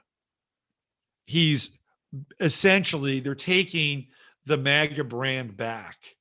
They're like, you think you can do America? Well, fuck you. We can do America, and we're going to show the rest of the world that you are Hitlerians, you're fascists. We're going to rebrand this whole thing, and we're going to take control of the narrative with mixed results, because the people on that side, again, we'll play the side game, are always going to defer to the party line. Always. You'll get some people in the middle like, oh, gee, I don't want to be associated with that. So they'll kind of move a little closer to Biden and the rebranding of this radical regime, which wants to recast itself with what? Being the right, or moving towards the center. That red, and I talked about this before, that red, even though it has dimensions and hues of Satanism, it's a very prominent color in the flag of the Nazi Party in Germany. Really what the left and the Democrats are doing is they're reclaiming red. They are reclaiming the color. And remember, we talked about this on Friday. At one point, the Republicans and the conservatives were blue. They were true blue. Remember that term? True blue. You were a true blue American. And then it all switched. And then the Democrats became blue and the Republicans became red. Isn't that interesting? Better dead than red. And what do the Republicans become? What do they flipped it, right? They flipped it. It's no Mandela effect. They flipped this thing. It's a mind game. And now they're flipping it back again. Now, hey, guess what? We're red. Yeah, you guys are the radicals, right? So they're doing this with the moon. They're summoning this idea of what the Democrats used to be. We're going to stand for order. We're going to stand for unity. And this fringe element over here, if you're a part of that fringe element, you're put on notice. That's what's going on. And it's right here. It's right in Biden's chart, and it's conjunct as Mars, right? That is a threat. That's a threat. That's what's going on. When we look at Mercury right here at the time of the speech, it's in Libra. So what, again, are they trying to do? Right? What is Biden trying to do? What is the speechwriter trying to do? What are the handlers trying to do? They're trying to bring it back into balance. You're too far over on this side. Come on over to this side, right? But we have a conjunction with Neptune, so that's not incredibly clear. The message, well, perhaps inspiring to some, is also slightly obfuscating to others. And then here we have the strong man. Here we have I remember Biden is a Sag rising, right? What did we just say about Sagittarians? Not all Sagittarians. Please don't send me hate letters. I love Sagittarius. I really do. Truly. Big Sagittarian fan. But he's a Sag rising, right? What do we have here? We have Mars-Saturn conjunction. In that moment, what's he doing? He's playing the role of the strong man. It's exactly what's happening. And the message is going out through the airwaves, limited as it may be, with Mercury transiting through Biden's 10th house conjunct Neptune. That Neptune in his 10th house, he can be anything you want him to be. He's done it too. And even after, see, I think that there's more than one Biden. So when he said, I never said that, like after, I think the day after, they had somebody from the White House asked him, the press corps, asked him a question. He said, I never said that. Well, guess what? Probably never did say it. The other guy probably said it, whoever the other guy is. So here we go. This is the strong man. Mars-Saturn conjunction, squaring the sun, right? Sun in Virgo. Well, boy, that's some tough medicine there, isn't it? We're right there with you, Uncle Joe, sharing the same name as Joe Stalin, by the way. And then we have transiting Venus right on his Chiron, right on his true node, conjunct Regulus, right? Look at that. You think that is not trying, they are trying to capitalize on this speech in this moment. The timing is everything.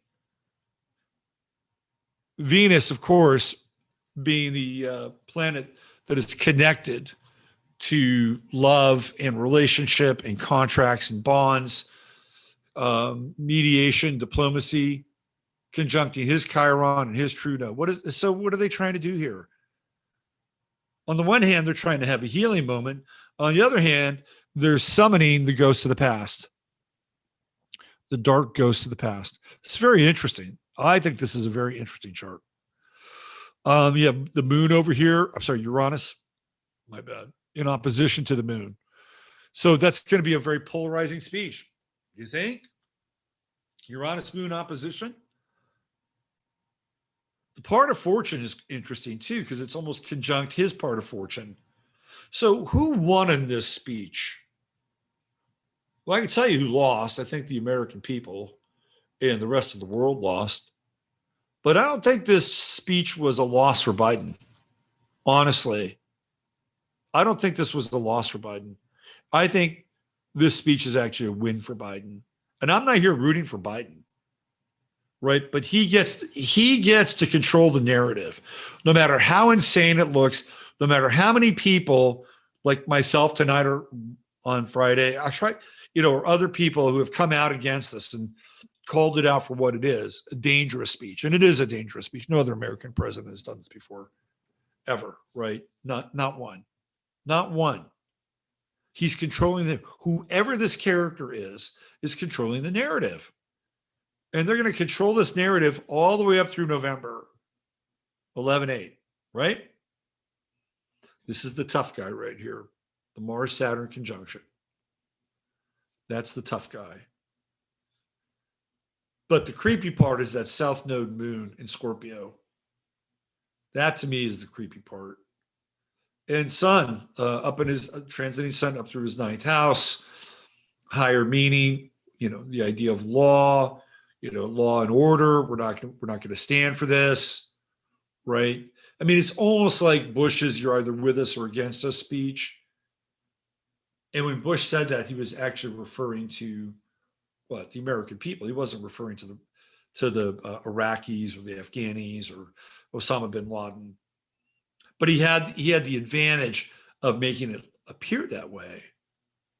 And check this out: even transiting Mars, trying his Neptune, it has a cinematic, a movie-like quality.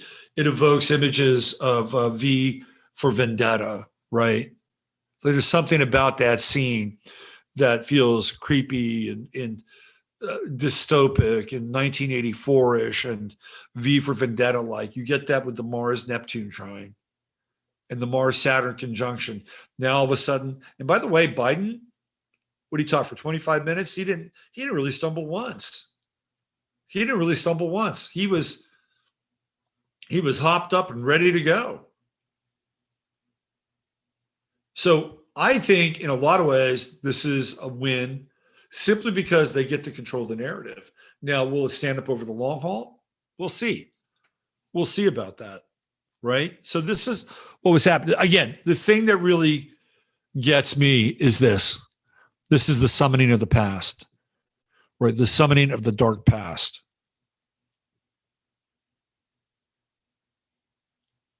And right on is Mars. And right in the wheelhouse, I'm going to go back to black here, right in the wheelhouse of what? World War II.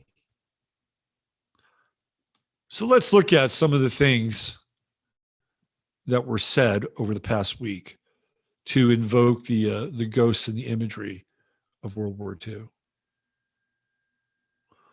Why don't we start with the old Popey?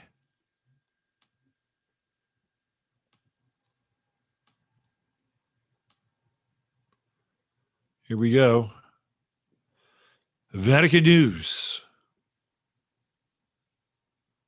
A man walks through a rubble of a damaged building following a shelling of Kharkiv, Ukraine.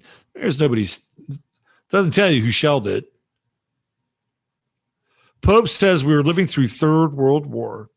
Pope Francis prays for Ukraine and recalls the 83rd anniversary of the Second World War. We talked about that, right? Like a metronome. Here's the Pope. He's going to bring it up.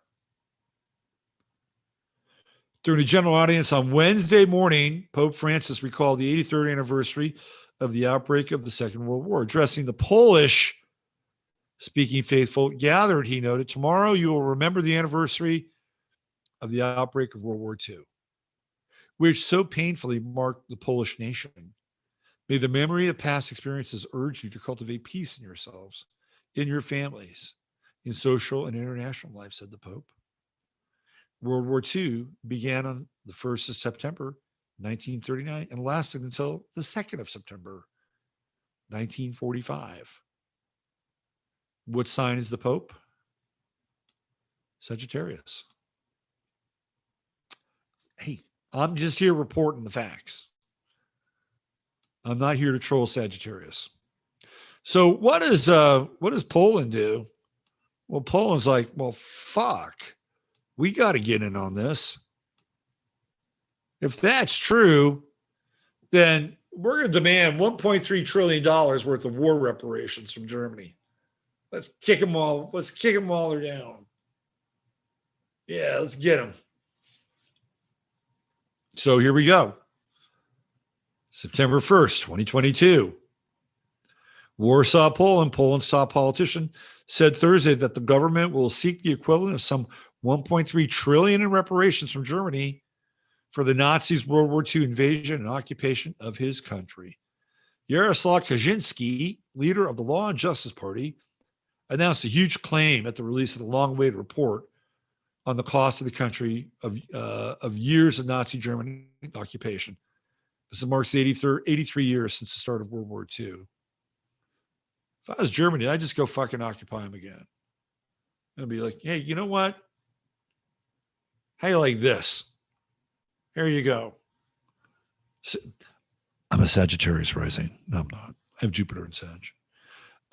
We will turn to Germany to open negotiations on the reparations, Kaczynski said, And it'll be a long and not an easy path, but one day will bring success. He insisted the move would serve the true Polish-German reconciliation that would be based on truth. I see. So some form of financial compensation is the thing that is the currency for truth. Right. Not love. Not love. This is the kind of world we're living in now.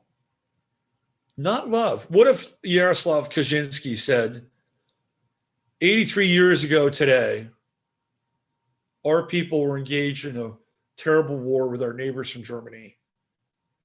And we sincerely hope and pray that none of us ever have to experience anything like that again. And even though it was bloody and it was difficult, and it was a very dark time for not just our country, but for the German people in Europe, on this day, even though we felt an extreme amount of generational pain, and it took us a long time to recover from not only them, but the Russians who took over, which he's not talking about, that we forgive the Germans. We forgive the German people in the spirit of peace and in the spirit of God. We forgive them. And why do we forgive them? Because it's a new time and we want to build bridges and not walls. Why couldn't he do that? Why couldn't he do that? Why couldn't he say it was a terrible war? And we know that the German people alive today had nothing to do with it. And we hold no ill will towards them. No ill will whatsoever.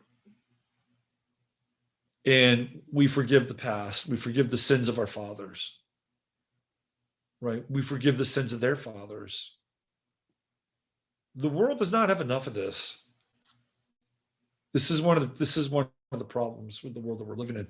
It's a pound of flesh. This guy wants a pound of fucking flesh.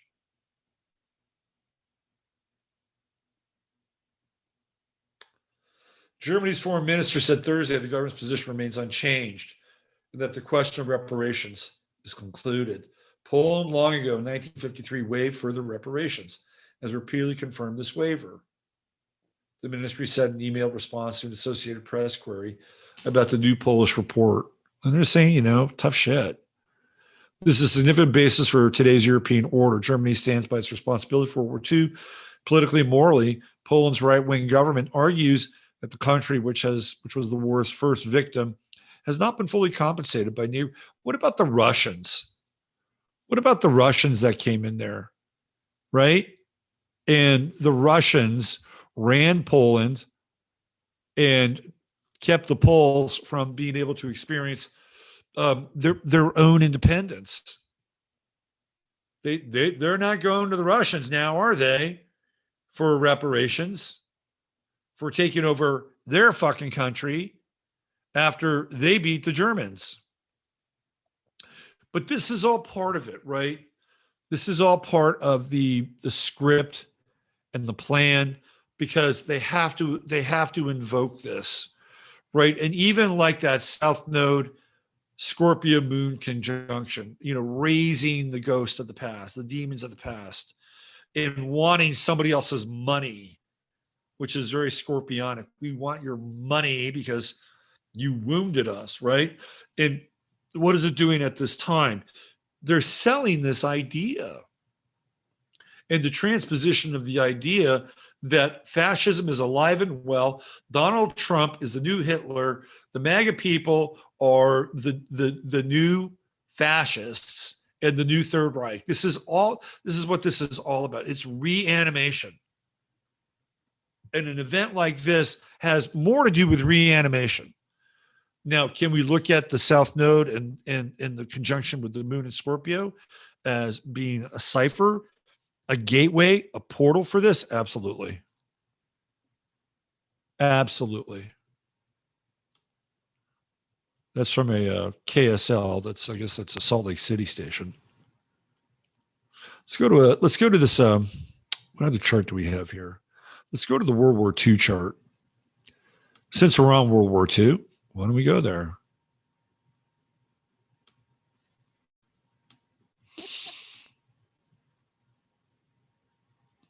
All right, so here we go.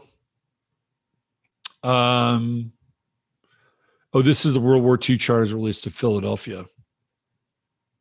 This is the address in the so-called Jupiter Return, right? So this is 2 days. Let's see, so that was that the second, third? It was the third, right? So I used Philadelphia, PA, August 30th. So this isn't the exact night, but just a few days before, because what we want to focus on is the Jupiter return, which is right there in Aries, right? Exact. Bang. We also have Mercury in a very similar position in Leo. And so the inner ring is the Jupiter return, right, of just a few days before the speech. So we have a Mercury conjunction, and Mercury here also in Leo, right on the midheaven. So it's very, very prominent, super, super prominent in the days leading up to this. You have, for all intents and purposes, a solar return as well, just a few days off. We'd get that solar return on the actual day of the speech. Again, summoning the ghosts of World War II. Jupiter return, Neptune conjunct the moon. And let's see what else we have here. Mars and Gemini. We've got the big square going on there. And then ultimately,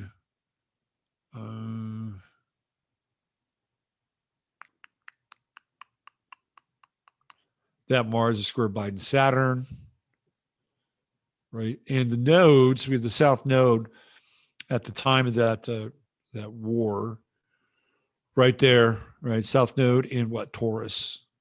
So the nodes are reversed, and then conjunct Saturn. That's a hard conjunction for that time. That's a very difficult conjunction.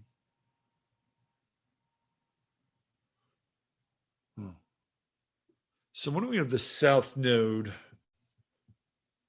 conjunct Saturn again? When is that? It's not going to be for a while. So that's a pretty unusual conjunction. Interesting. You know, to me, World War II is just another way to chop up the boundaries, another way to redistribute resources, destroy antiquity. To me, that's a South Node Saturn conjunction. You know, more destruction of antiquity. I guess an interesting one here is this Pluto-Mars conjunction, because Mars was in Capricorn on the day that Germany invaded Poland. And here we go, transiting Pluto, just a few degrees off that Mars. And we know that transiting Pluto will, let's see, we got transiting Pluto here at 26. Mars is at 24. It will go back to 25. So I'll put it within 1 degree of Mars at that time, right? So that's another interesting aspect and element that is an echo of this period. We don't necessarily have to live through World War II again, but it definitely feels like this is what they're doing. They're summoning this egregore. This is an egregore. It reminds me of like DC Comics. They used to have a series in DC Comics called Weird War. And in Weird War, it was like the supernatural side of like World War II. And this almost feels supernatural, like they're summoning the dead. Like this is like the necromantic incantation of World War II. This is what they're doing. It's really it's more than bizarre. I think it's supernatural. And even with Biden and his sun in the 12th house, and Mercury in the 12th house, and Moon in the 12th house, right? Mars, Sun, Mercury, Mars, 12th house. He's got Moon in Taurus. Sun, Mercury, Mars in the 12th house. This is what's going on. Right. This is an invocation, a supernatural projection onto the scrim of our reality. And is it going to work? It only works if you consent to some degree, right? But people were put on notice, right? They're telling you essentially what's happening. They're telling you what they're going to do. Let's bring it up here. They're telling you what they're going to do, which is divide the country even further, deeper, create more fear, more mistrust, more paranoia, and yet recast it in this oddly American way to reclaim the red. This is exactly what they're doing. And by the way, I've seen images where people have walked past this stage at Freedom Hall with their cell phones, and these guys were not in the screen. And just look at them. They don't feel photoshopped, but they feel fake as fuck. These guys feel fake as fuck.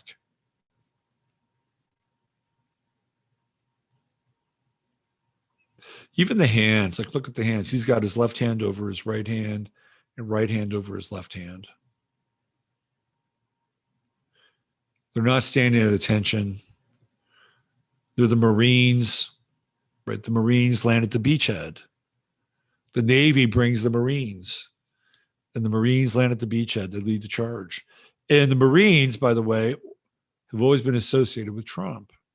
Like that was the one faction of the government, one faction of the armed forces that Trump was associated with. So this is all intentional, right? All intentional. So where does that leave us? Where are we now? Well, that's an interesting question because we're hurtling very quickly, very, very quickly towards the midterms. And I believe there's an eclipse on the midterms, if I'm not mistaken, or around the midterms. We should probably look at that next week. And will we even have a midterm? Every time we have an election now, it almost feels like we're playing roulette. And at some point, right? At some point, it's going to come up the color that we're not picking. Because I was actually really surprised that we had an election in 2020. Honestly, I was surprised. Now, with everything that's gone the way that it has, Biden's ratings just absolutely cratering. And they're desperate. These people are desperate. They're desperate to polarize and demonize and win back the center. Will we have an election? We'll take a look at that next week. We'll take a look at it next week. All right. Let's talk about something lighter, shall we? Let's talk about Tom Brady.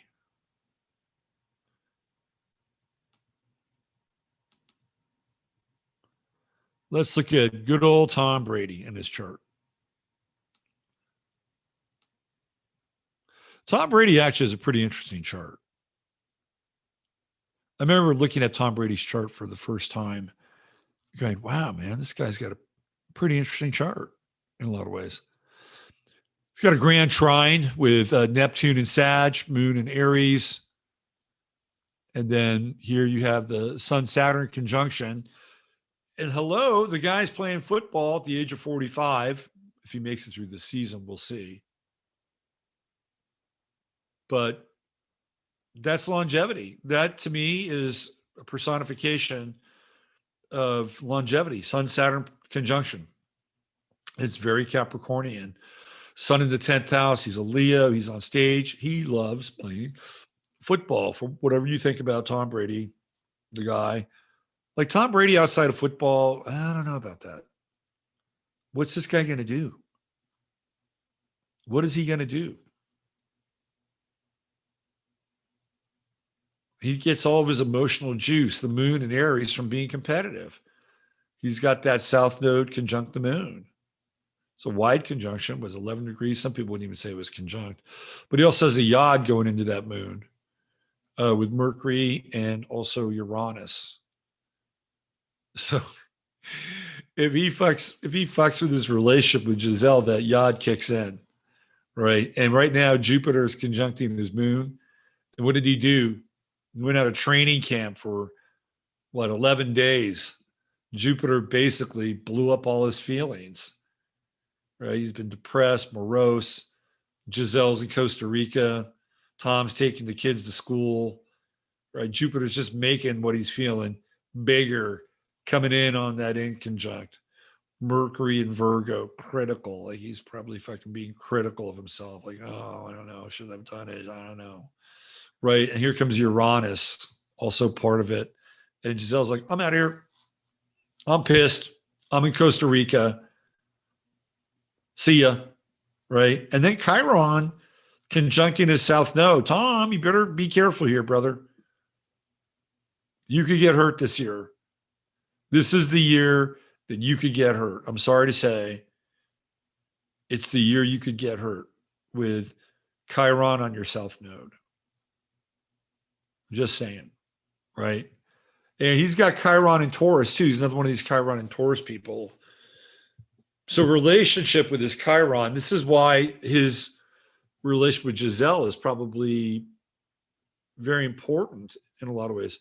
By the way, we're going to look at the synastry charts here. Like it's the thing that grounds him. It's the thing that brings him to Earth.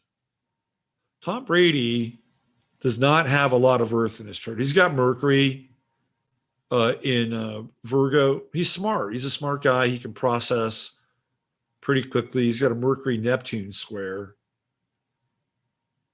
He clearly didn't hold up his end of the bargain with Giselle. Remember how I said Mercury-Neptune square people can prevaricate, right? Not all of them are. I have Mercury-Neptune square clients, and a lot of them are really honest people. But what happens is that they wind up dealing with people that are dishonest and take their word, right? And then they get burned, right? Or they can't be honest with themselves and then look at the relationship that they're in or whatever it is that they're involved with.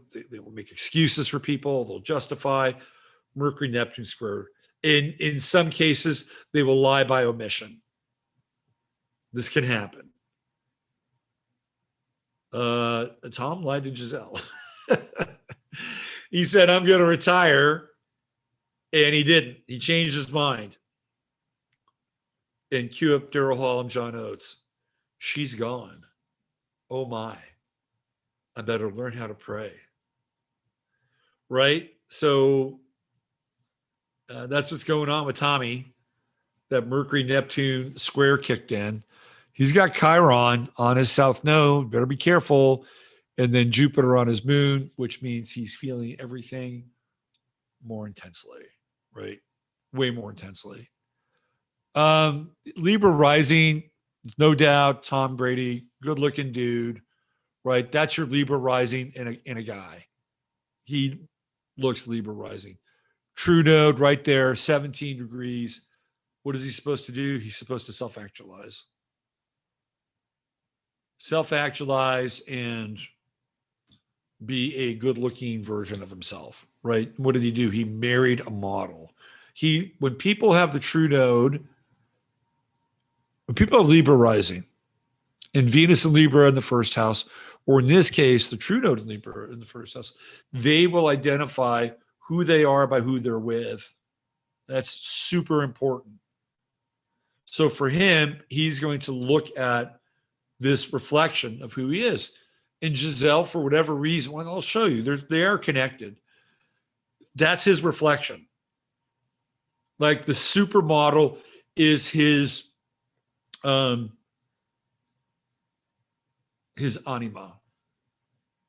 Giselle is his anima because he sees her, he sees himself in her. Tall, beautiful, rich, successful. That's your true node in Libra conjunct the ascendant. And with Ceres here, he is going to what? He's going to nurture that image. He'll nurture that image. Did he get a fucking facelift or something? He looks, maybe all that weight loss has to do with the fact that he was just staying up all night, pining for Giselle, having those 3 o'clock in the morning conversations. You ever go through those when you break up with somebody and you're just, you can't sleep, you can't eat, if you're not talking to that person and trying to get them back or whatever, you're talking to a friend and trying to, get them to set you straight, whatever. He kind of has that look. Like, looked like he didn't eat for 10 fucking days. Pluto in the 12th house, which I've talked about before. A lot of very successful people have Pluto in the 12th house. It's like they have something to prove, something that drives them, right? Something deep, deep, deep that drives them. And even with Jupiter, Venus, right? Jupiter, Venus here, relationship is important. Jupiter makes it bigger and the square to the moon. So he's in conflict. His relationships are in conflict with his need to express himself through Aries, which is what? Sports. And, being top dog, right? And I remember when the South Node was conjuncting his Venus, the true node was conjuncting his Venus. And it's like, this guy's moving. He's moving. He's moving to Tampa. And I remember the Sabian symbol for that, 1 Cancer moving to 0 Cancer is on a ship at sea, a sailor lowers one flag and raises another. It's number one, it's a pirate reference. He became a buccaneer. And number two, he went from one flag, being a patriot, right, to being a pirate. And that was really symbolic, I think, in a lot of ways. That was when something about this country in a lot of ways changed. And because Tom Brady was Captain America, he was a patriot, for crying out loud. And he played under Bill Belichick, who, if I'm not mistaken, is a graduate of the Naval Academy, strong ties to the Navy, right? So you have this naval imagery with Tom Brady and the ships. And he was a patriot. And then what does he do? He switches teams. And he goes from being, if you're in New England, right? He goes from being a good guy to being a bad guy, unless, of course, you want to blame Bill Belichick, who happens to be an Aries. And that's where Bill Belichick's sun is, right there. It's right on Tom's moon. So Bill Belichick, to me, Bill Belichick and Tom Brady, if you look at the South Node, have been in wars together. They have been in wars together. And in this lifetime, football was their war. And they've gone out, whatever you think of Tom Brady or Bill Belichick or the fucking NFL, right? They went out and they conquered. They conquered. Together, they were incredibly successful. And then I think the NFL wanted to give Tom Brady one more Super Bowl in Tampa, which happened. But he went from being a patriot to a buccaneer. It's a fucking pirate, right? And there was something fundamental during that time, because that's really when the lockdown was starting. And there was this, kind of early sweet spot with the lockdown where people were at home and they were with their kids and felt good. It's like, oh my God, I miss my kids. I'm working from home. I get to day drink when my, wife, goes down to the store and wears a mask and throw on some daytime porn, right? Like, people dug it. People liked being at home then. And then it got dark, right? So Brady's in that mix. He's looking for a new team. And then he finds this new team. It's the Buccaneers. Of course, they're pirates. They're brigands. And then everything changes, right?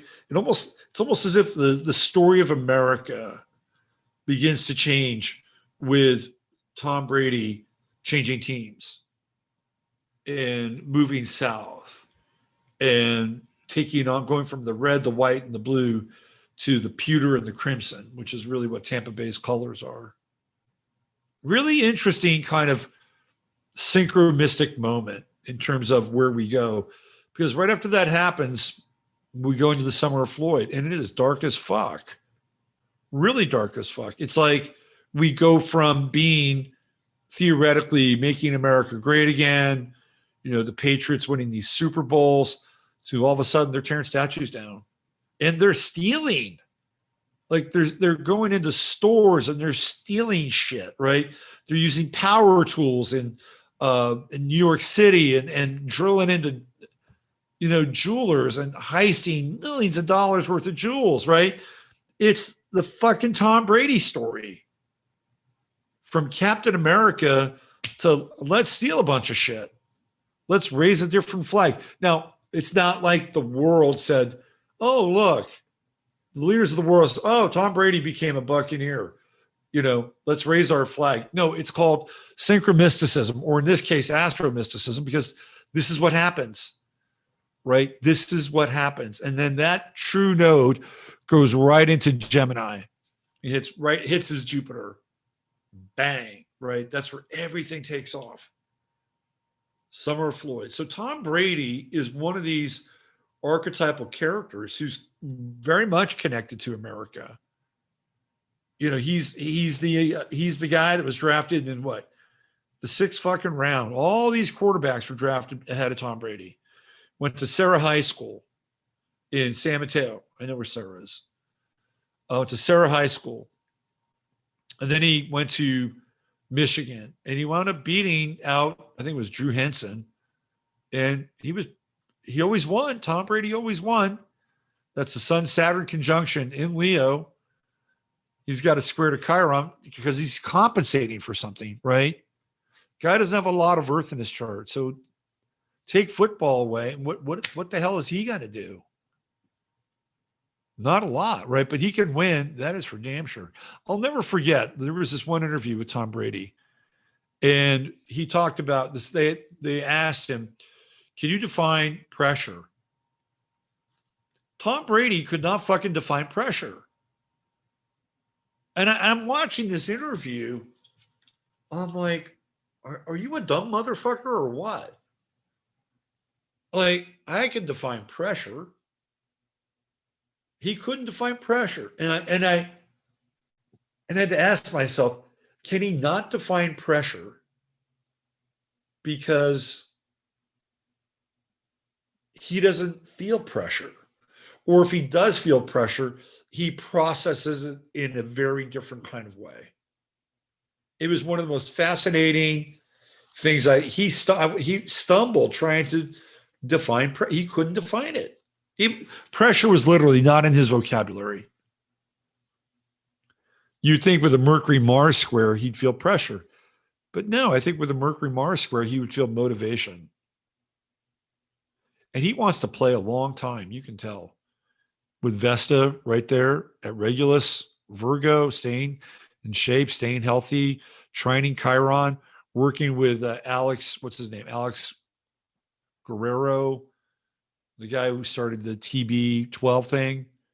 You can tell he wants to play forever. He doesn't want to give it up.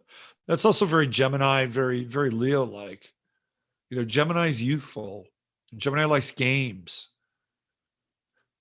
Leo wants to be young, right? He wants to be young and vital, wants to be the king forever. And Tom Brady, he's the GOAT. Saturn-Sun conjunction.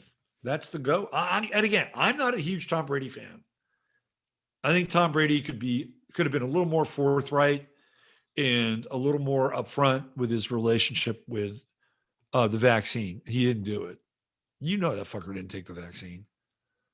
I mean, this is a guy that doesn't even drink. So is he going to take the vaccine? I don't think. But that's the GOAT right there, right? Sun and Leo, Saturn conjunction, the sun, that's the goat. Saturn being the ruler of Sagittarius. Very interesting. Well, there's trouble in Tomville with Giselle. So let's get into Giselle and Tom's chart, shall we? Let's check out Giselle's chart. I've never really looked at Giselle Bundchen's chart. Some people think she's a dude. She kind of looks like an M to F, doesn't she? Capricorn rising. It's got that Capricorn rising kind of look. Sun in Cancer, 28 degrees. Here we get into some of her Leo stuff. True node at 20. That's going to be conjunct Tom Saturn, by the way.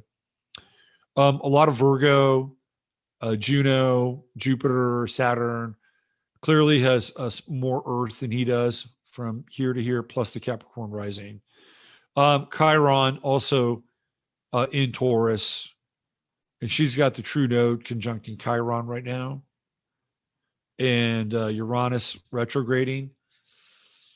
She's out. Maybe when Uranus goes direct, she might reconcile for the kids. Who knows? But this is a woman who doesn't really need him. Right, Tom? She doesn't need you. She's got a shit ton of money. Shit ton of money. Capricorn rising. Pluto. And she's got Mars on her midheaven.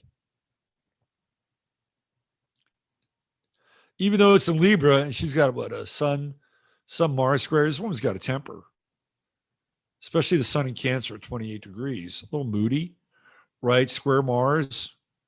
That's really interesting with Mars. Does she appeal to men with Mars on her midheaven? Or does she appear manly? Or does she appear unisexual? She's got a Mars-Pluto conjunction. Well, that's a white conjunction. 14 degrees. Pluto in the 10th house is definitely sex. Libra gets the world's attention. Saturn and Virgo at 23, 9th house. That's interesting. She's from Brazil. She's got some 9th house action. Jupiter there, Saturn there. Even though she's from Brazil, she's made most of her money in the U.S. or internationally, which is very 8th housey. Venus and Gemini, not quite conjunct Tom's Jupiter, but definitely in the same sign. Venus in his 8th house. I bet there's a lot that goes on behind the scenes in that marriage that would be very interesting to be a fly on the wall. Mercury in Cancer. So this is right here, right on the cusp of the 7th house. Like, I don't think you want to break a promise to this woman with Mercury in Cancer here. I don't think you want to do that. And she's got Moon in Scorpio. She's not going to forget, right? She is not going to forget.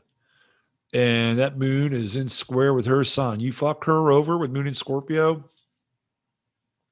Remember, Scorpio is a fixed sign. See, that's the thing about the Biden speech. Like, you can't take that back. Like, you cannot put that toothpaste back in the tube after you summon the egregore of World War II. You can't do it because it's a fixed sign, right? Very difficult here. I don't know. She's going back. Tom, you may want to get used to playing Daryl Hall and John Oates.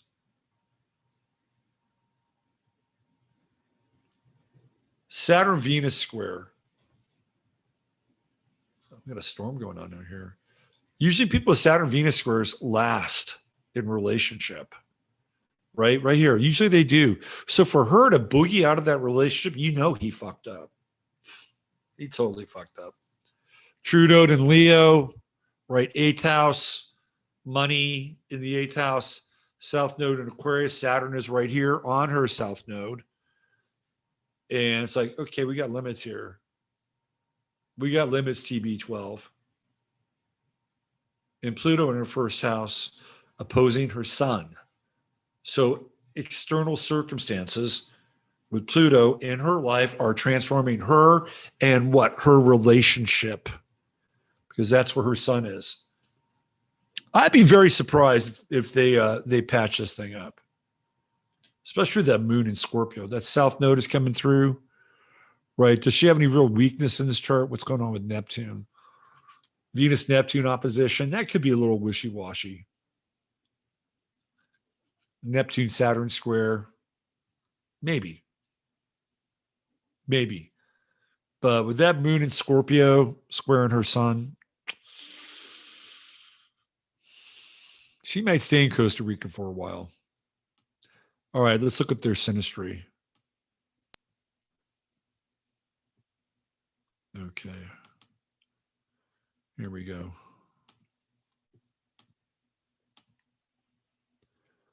All right, so we have, you can see where her true node is on his Saturn. That's a really interesting aspect. So I don't know if you've caught any of the interviews with Tom Brady where he talks about Giselle like being a witch. Really, here's how I interpret that, because a lot of Christians jumped on that and said that Tom Brady is involved with a witch. So here's what I think. I think Giselle Bundchen is probably into astrology. She's probably into numerology, right? She's kind of reading the tea leaves. And maybe she's into, who the fuck knows? She's into crystals, who knows? Right. But according to Tom, he kind of sets things up for her, or she kind of sets things up for him. And there have been years where she would say, not this year, Tom. It's not going to happen this year. She would tell him that, meaning they're not going to win the Super Bowl. Right. So I think that's the true note on his Saturn. You know, that he's leaning into her for children, right? Like the father of her children, we think. But also this life force, right? It's an interesting conjunction. There's clearly something to do. I wouldn't really call it sexy. It's not like, oh, Venus true node. Ooh. You know, that to me is like, yeah, let's, we got things to do here. Saturn's more formal. It's almost like more of a business relationship with someone. And I think, do they love each other? Well, probably. They sure look like shit. So there's something going on there, right? And her Pluto is freaking conjunct his ascendant. Look at that. And Mars Pluto conjunction, 12th house, there's your little occult connection right there. Right there. Boom. You don't want to piss this woman off, though. I'm telling you. Right? Her Mars conjunct your Pluto opposite your moon. No. You don't want to go back on retiring at 44, Tom, because you had the Saturn opposition and you didn't do it. You went back on your word. You were supposed to move on at 44 and do something else. And what did you do? He went to the Mercury-Neptune square and he reneged on his promise. And guess what? Now her Mars kicks in and she's fucking pissed, right? And Pluto conjunct his ascendant. So what would it, this is an interesting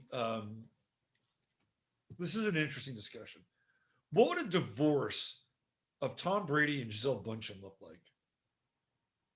Like, would she cut into his net? This is a weird one, right? Because she's worth a fucking lot of money. I don't know how she's worth so much money. I guess being a model, international model, and all products and all this other shit. So supposedly she's worth more than he is. This is what I've heard. But I'm not sure if that's true. How would that Pluto? See, I think if they get a divorce, that Pluto on his ascendant would devastate him. This guy should not have gone back on his word. I'm just telling you right now. And then his buddy Gronkowski retires. I think there's a really good chance he's going to get hurt with Chiron conjuncting the South Node. Tom, I think you made a bad business move here, brother. Bad business move. And he's got that Venus-Mars conjunction in Gemini. That's pretty hot, actually. Right there. That's a good connection. It's a good sex connection right there. Venus, Mars. Jupiter conjunct Ceres, the mother, right? Nurturing him behind the scenes. He married somebody from another country. Look at that. Venus, Jupiter, married a Brazilian. See, it makes fucking astrology makes sense, doesn't it? And she's domestic. Look, she's got son, right? Son and this descendant. She wants a fucking relationship, and it's Cancerian. And he went back on his word, right? Went back on his word. Tom, you don't do that. You don't do that. This is just the way it is. I got to go back. We had an understanding. I have to. You don't understand. I do understand. I'm going to Costa Rica. What's Gronkowski's number? He's retired now. Maybe you can come with me. Rob would never do that. So while Tom Brady is embroiled in a relationship fiasco, when he should have jumped off the NFL at 44 with the Saturn opposition, Aaron Rodgers is headed in a very different direction.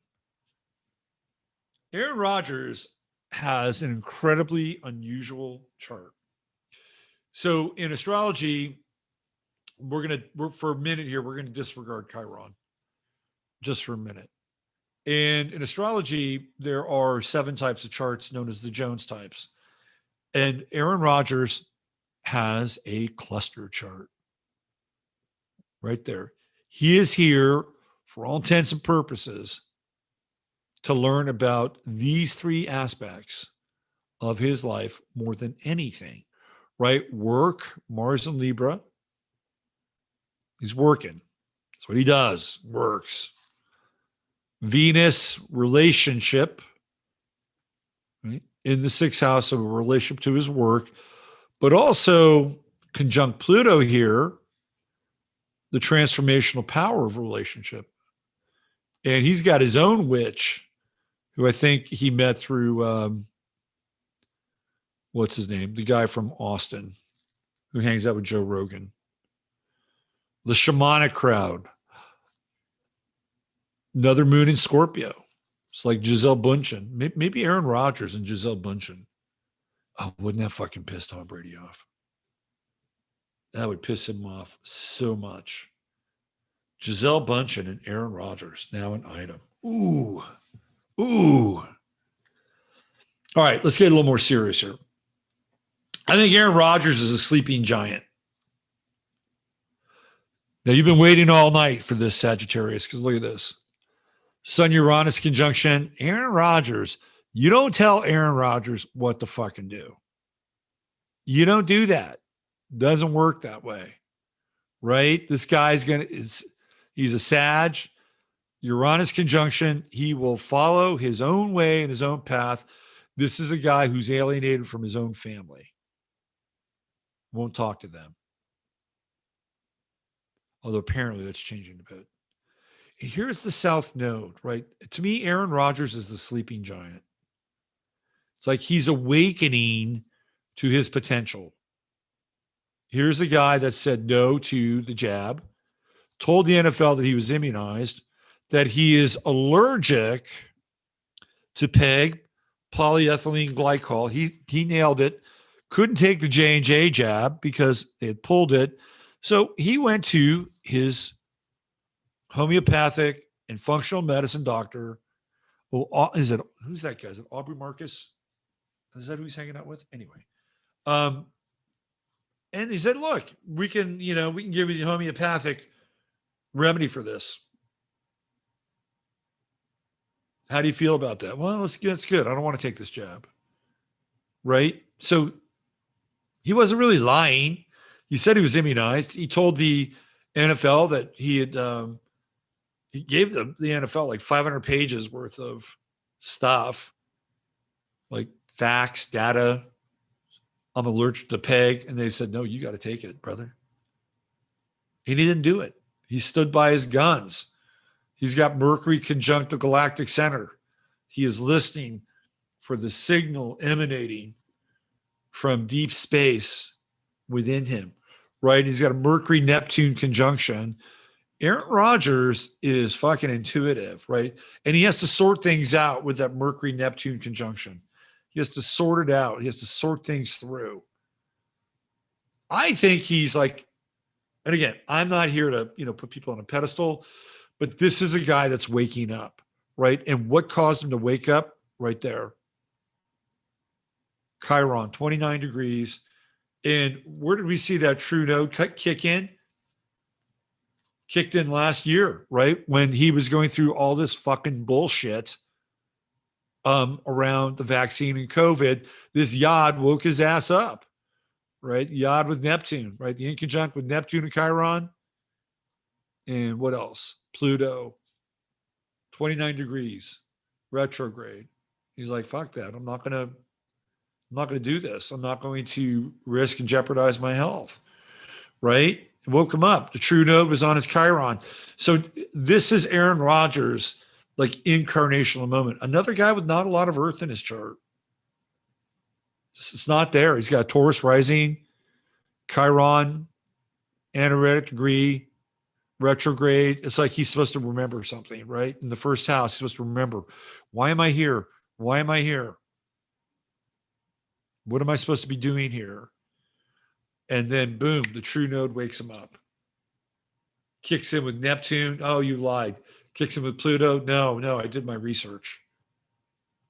And another guy, interesting in terms of relationships, he's got strange fucking relationships. Not going to lie. Like he was connected to that woman, Shailene, whatever her name was. That was weird. Didn't Deborah, who was it? It was Deborah Wasserman or the astrologer. Didn't she hook them up? That Shailene person who was the actress. Didn't even know who he was. That was the weirdest fucking relationship. And then he was involved with Danica Patrick, which I thought was really bizarre. Like he's had bizarre relationships. And now he's connected with this woman named Blue, B-L-U, who is a shamaness. And they're calling her a witch, just like they called Giselle Bundchen a witch. It's weird, right? This whole thing with Tom Brady and Aaron Rodgers, but they're going in different directions, right? Aaron Rodgers is coming into self-actualization. When that true node hit his Chiron, it switched that yacht in. It kicked it in, and it's like, okay, I'm waking up, right? And this guy has tremendous potential. All this Sagittarian potential in his 8th house. And it came out through Chiron, the body not wanting to get the jab, right? And I'm not even looking at what's going on over here with the moon and Scorpio and Saturn, limiting relationships, right? So this, to me, this is the most important part of his chart. Here, the Yod, right? And the trine to Mars even, which makes him a warrior. And a warrior for what? What's fucking right, just, and fair? And there was a time when I went through a couple of phases with Aaron Rodgers. I watched him play in college, and I thought the guy was great. I thought this guy is going to be an amazing quarterback. And my 49ers had the first pick in the draft. And what's his name? Mike Nolan, doofus fucking Mike Nolan, Mr. Pisces, who of course is going to square, his son is going to square all of Aaron Rodgers' Sagittarian planets, told Aaron Rodgers to bounce a football like a basketball. And Aaron Rodgers laughed at him. He said, what the fuck does that have to do with football? I'm not going to do that. So Mike Nolan, I'm exaggerating slightly, but it's true. So Mike Nolan said, nope, I'm not going to draft him. We're going to draft Alex Smith, the nice little principal's boy who's a Taurus, who I can control. Not this guy. I was so fucking pissed. I'm like, you have the heir apparent right there. He's sitting right fucking there, Mike Nolan. Right there. You could have drafted him. You could have gone from Montana to Young to Jeff Garcia to Aaron fucking Rodgers. But no. You know why? because Aaron Rodgers would not play nice. And he's not really well liked. A lot of people don't like him. They don't have to like him. They don't have to like him. I just hope that he doesn't become like Joe Stalin with all this fucking Sagittarius. I think he's a sleeping giant. And I'm not putting anything on Aaron Rodgers to like, Aaron, lead our charge. You're going to take the torch, and you're going to be our trailblazer for all that Sagittarian truth, simmering in your eighth house. But at the same time, I see something here. I see somebody who has a mission to fulfill. He's been here before, right? South Node, he's been here before. South Node, Sun conjunction. It's like, okay, I got to do this. I got to put all this Sagittarian insight, wisdom, Sun Uranus conjunction, rebellion, the intuitive component. Boy, he really took an eighth house journey when he went to South America, right? And got into ayahuasca. That was an eighth house journey. Woke up his eighth house. He's asleep. I think this guy's a sleeping giant. Pluto's up here, conjuncting Pallas. He sees the patterns. He sees the big picture. Saturn's going through his 11th house, conjuncting Ceres. It was already there. He went live on Pat McAfee, 11th house, big sports internet show, went big on Joe Rogan. Saturn's going through his 11th house. We're going to learn more about Aaron Rodgers, especially now. Saturn retrogrades back to 19. It's going to trine his Jupiter. It's going to trine his Mercury, coming back the other way, going to trine his Neptune. Sextile, Jupiter, sextile Mercury, sextile Neptune. Aaron Rodgers is not done. He's not done. And wait till Jupiter hits his Taurus next year, conjuncting his ascendant. He's got his true node in his first house now. Uranus is there, right? He's breaking molds. He doesn't care. You get people like Shannon Sharp who are losing their shit over what he's done. He called Aaron Rodgers a prick. He called him a prick. This is a professional broadcaster. He made it personal. This is what he's doing. This is all the eighth house stuff, right? I mean, just think about this for a moment. This is what the eighth house will do. If you have a ton of planets in the eighth house, it's like the 12th house. Here you also have Mars in the sixth, which is open enemies. It's also, you're going to work your ass off. But this is the eighth house. Like Shannon Sharp is all of a sudden, he's a prick. No.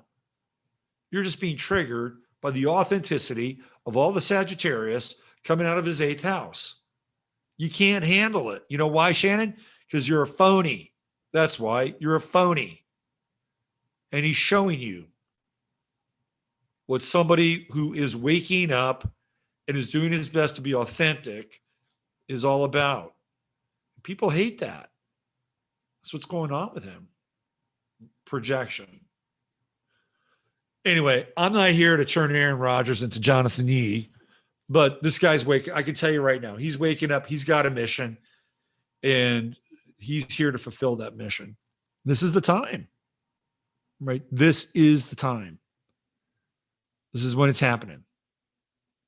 Right here. The guy won the MVP in the NFL 2 fucking years in a row. He could win it for a third year. Wouldn't be surprised. What's the Sabian symbol for his son? What is that? That's 10. God, he's got that really tight Sun-Uranus conjunction. He is unpredictable. He's lucky as fuck, too, with football games. Let's look at that Sabian symbol.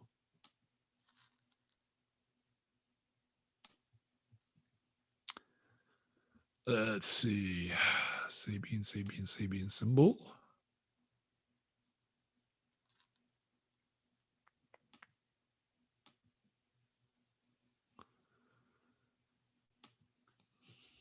And we're looking at his South Node, too. What's he bringing back into this lifetime? What is he bringing back? 10 Sag.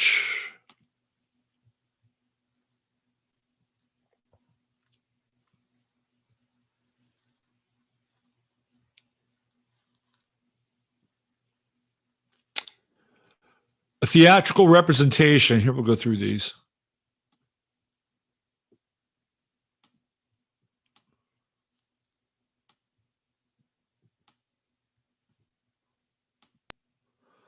A theatrical representation of a golden-haired goddess of opportunity. Society's efforts at dramatizing the greatness of what it offers to the ambitious person.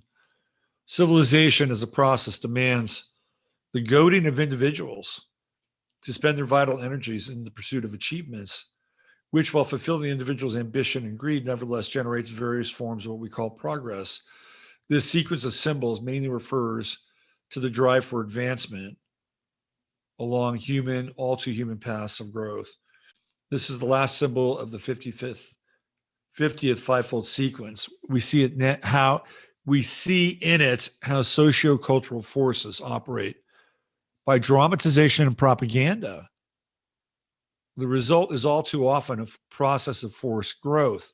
So this is interesting because Rodgers was a byproduct of the socio-cultural forces that operate by dramatization and propaganda. It's forcing him to grow, right? Everything that's going on in the media with him is forcing him to grow, from Pro Football Weekly to Shannon Sharp to that asshole who said he wouldn't vote for him for the MVP, Hub Arkish, because of what he did with his vaccination situation.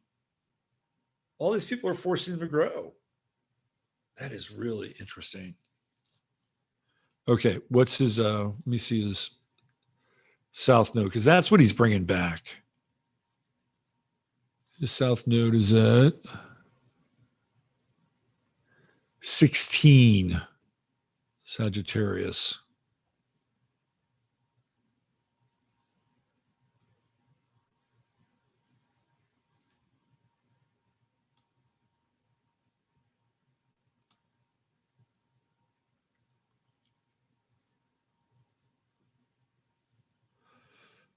This is an interesting symbol. The easily acquired seagulls fly around a ship in expectation of food. The easily acquired dependence of psychic desires upon the stimulation of social circumstances. Animals drawn into the circle of what human society produces find it easier to depend on man's handouts than to pursue their usually difficult search for sustenance. The seagulls here symbolize the more wild and normally untamable energies of the human soul, but they too can develop a kind of a land of domesticated dependence upon the byproducts of man's adventures within the realm of the unconscious, the sea. Natural instincts feed on the reactions and often perversions of the socially conditioned mind ego. This is the first stage in the process, represented by the 50-second sequence of 5 symbols. It shows us how nature can readily become subservient to man's restless ambition to dominate the entire biosphere through an all-human, planetary, socioeconomic organization. This is a symbol of dependence. So in order to understand that and how he resolves it, we have to go to 16 Gemini, which is here. A woman activist in an emotional speech dramatizing her cause. So we put those two together, right? We put those two symbols together. So what happens if people get too inured with the system, or they can become too indoctrinated or too domesticated? Well, you're like a seagull waiting around for a handout. And that's what people were going through when we went through the externalized pressure in order to, quote unquote, stay healthy and do the right thing for other people, right? And some people went ahead and did it because, and I'm not knocking them, but they went ahead and did it because it helped them keep food on their table. They had become the seagull waiting around for the scraps. That's the South Node, right? That's what he's, with that very complicated 8th house, Sun Uranus conjunction. And how does it resolve itself? Over here on the other side of 16 Gemini, a woman activist in an emotional speech dramatizing her cause. a passionate response to a deeply felt new experience. What has been discovered not only needs to be discussed and tested through an intellectual exchange, which permits its formulation, it also demands exteriorization. This implies the act of dealing with those who are still unaware of the new knowledge or realization. A public is needed, and it has to be convinced. Its inertial resistance to change has to be overcome.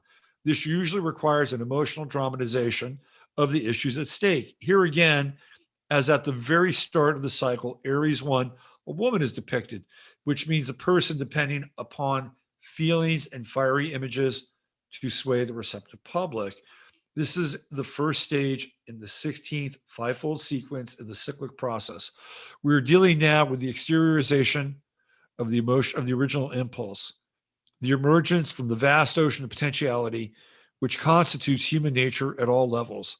What is at stake is a process of communication of new experiences. The mind is called upon to perform its work. What comes first is the action of that mind, which is violently moved and which attempts to move other minds by violent means, the proselytizing mind. Now, Aaron Rodgers is not running around making an issue out of this. That's not what he's doing. But people are poking him. They're poking the bear. And he went on to Joe Rogan and he talked about his experience. He talked about it. He talked about how stupid it was. He talked about how stupid the NFL was. And then a bunch of other people responded. And like Shannon Sharp called him a prick. Aaron Rodgers never said anything to Shannon Sharp. Never. He never accused Shannon Sharp of being a showboat or a big mouth, whatever. Never. Shannon Sharp calls him a prick. He's a prick. He said that. All he's doing is triggering Shannon Sharp. That's all he's doing. He's doing things and saying things that Shannon Sharp wished he could say. And Shannon Sharp is one of these guys who came out, I think he's a Cancer. He came out and he was, he was the first leg in the woke relay. He was the first leg, maybe the second leg. When the whole George Floyd thing happened, Shannon Sharp had a huge platform. Fox News, Skip Bayless, their little face-off show, Skip Bayless taking the knee to Shannon Sharp every fucking day, and Shannon Sharp just jumping on the train. But he wasn't being really, was he being authentic? Maybe that's just authentically him, but he wasn't really looking at the truth. He was burying the truth because it was both politically and professionally expedient for him to do that. That was Shannon Sharp's time. Aaron Rodgers comes around and basically doesn't do that. And what does Shannon Sharp do? He fucking hates it. He hates it because Aaron Rodgers dared to question the machine. Shannon Sharp isn't questioning the machine. Shannon Sharp is a cog in the machine. So it brought up all this enmity. He didn't do anything. Didn't do anything to God. But because he did this, right? Because he did this and spoke about it, because he got on Joe Rogan, it triggered the fuck out of Shannon Sharp and other people. That's what Aaron Rodgers does. That's what he does. And there was even a period there where Shannon Sharp was a little wokey. I mean, Aaron Rodgers. I'm like, what's going on with this guy? Oh, he's a Sagittarius. Give him some time. He'll flip the script. Sagittarius finds God. And what is God for Sagittarius? God is truth. When they find truth, they're on a different path. They're on a very, very different path. A path that verges in a very different direction from their past. So I'd show myself now, but who knows what's going on with these cameras. Should I try one more time with the background? Let's see what happens. Am I here? No, you'll just see the constellation Virgo. I'll try to blink in there. All right, we've been here for a few hours, huh? 3 hours. I said about 2.5. We're here for 3. Mods, thank you very much. Oh, before I go, if you've been here this long, I got to get in a little piece for our sponsor right here. I should probably do it earlier in the show, but I got focused. You know what I mean? So let me give a shout out to True Hemp Science.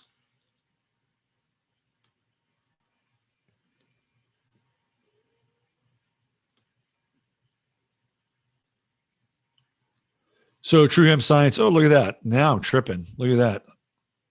That's wild, right? Oh, look at that.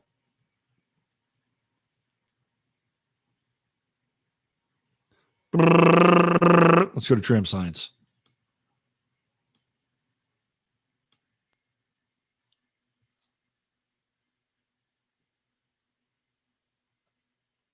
I gotta get rid of that image.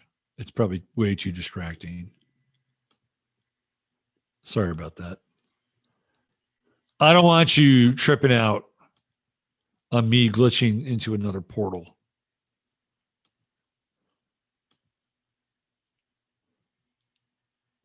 So one of the things that Aaron Rodgers has really brought to the table is this concept of alternative health, which seems to be the anathema of the powers that be, the technocrats of the World Economic Forum and the Fourth Industrial Revolution. They have a plan for your health and your wellness. Don't you worry about a thing. We'll take care of that. And this is what we're up against. Aaron Rodgers said no. Aaron Rodgers went in the other direction. I'll take care of my health. Thank you very much. And so can you. My good friend Christopher Lynch has been running True Hemp Science now for about half a dozen years. I've known Christopher since 2014, so going on 8 years. And I've tried his products. They're fantastic. And especially the gummies, which I'm about to do. As soon as we're done with the show, make myself a little late night snack, have some of those gummies, and get back on it tomorrow morning. So one of the things that you can do here is you can go to truehempscience.com/rep/23, and you can get any number of their products. If you spend $100 or more and add in 15 mins, that's 15 mins, 15 mins, you'll get some free product thrown your way. And it's a great deal. And Chris is really generous with the extra booty. And if you spend $150 or more, you'll get free shipping. And our good friend Steve Crimmy was talking about the moon dust, which I have not tried the moon dust gummies. So these are the gummies that I use to help me go to sleep. They're great. The Clarity Moon Dust. Steve's a writer and he swears by this. He says it's great. Now, if you're into MMS, Chris does have a bioactive silicate that is really good for doing a cleanse. I've got some of this. It's really, really good. He also has fulvic acid, fulvic and ocean minerals. That, by the way, is a fantastic deal at 20, because if you go out and you buy like Mercola's fulvic acid, it's pretty expensive. But this is great stuff and a great deal. You can also get the spagyric alcohol tincture. Lots of really good products here over on True Hemp Science. WaterTech Nano Emulsified CBD, Pet Sounds for your pet, right? And they're all numbered. So you just go in and hit your number, 81, full spectrum distillate. And the cool thing is, if you want to get in touch with Chris and people at THS, they'll answer your phone call. They'll talk to you, and they'll walk you through what they think would be your best bet for whatever it is that you're interested in terms of CBD. See if you got a little salve skin repair there, which is pretty cool stuff too. All right, I'm out of here. Mods, thank you so much for being here and staying up late. Everybody that's here who has stayed through the show and through all the glitches, thank you for that as well. I love you all. God loves you all. Believe it or not, it's true. You're all loved. And I think it's important to understand that and remember that. Take time out of the day. Take time out of the day to give thanks. Even if your life is incredibly difficult, find one thing to give thanks for. And give thanks to the Most High for that one thing in your life.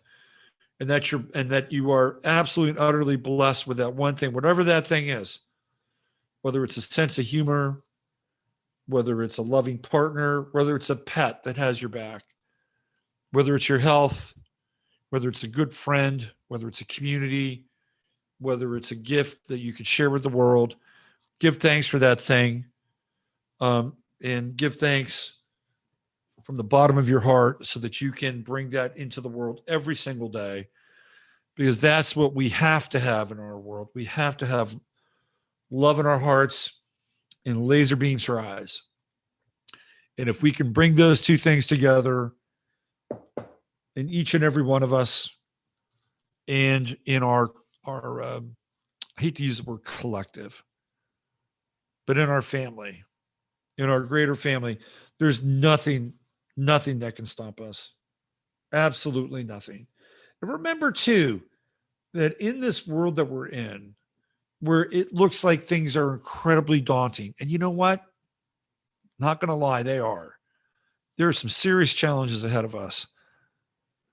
But we're also living in a time where the Aquarian energy is in play. And when these efforts to turn our world into a technocratic, dystopic cage move forward and are exercised, in many cases, the exact opposite will take place. Just remember that. Just remember that. That is the power chord of Aquarius in the time that we're in. So don't despair. All right. I'll be back on Tuesday over on the 15 Minutes of Flame channel. Thanks for being here. Use your head in order to discern what's real, your heart to what's possible. Take care and bye for now.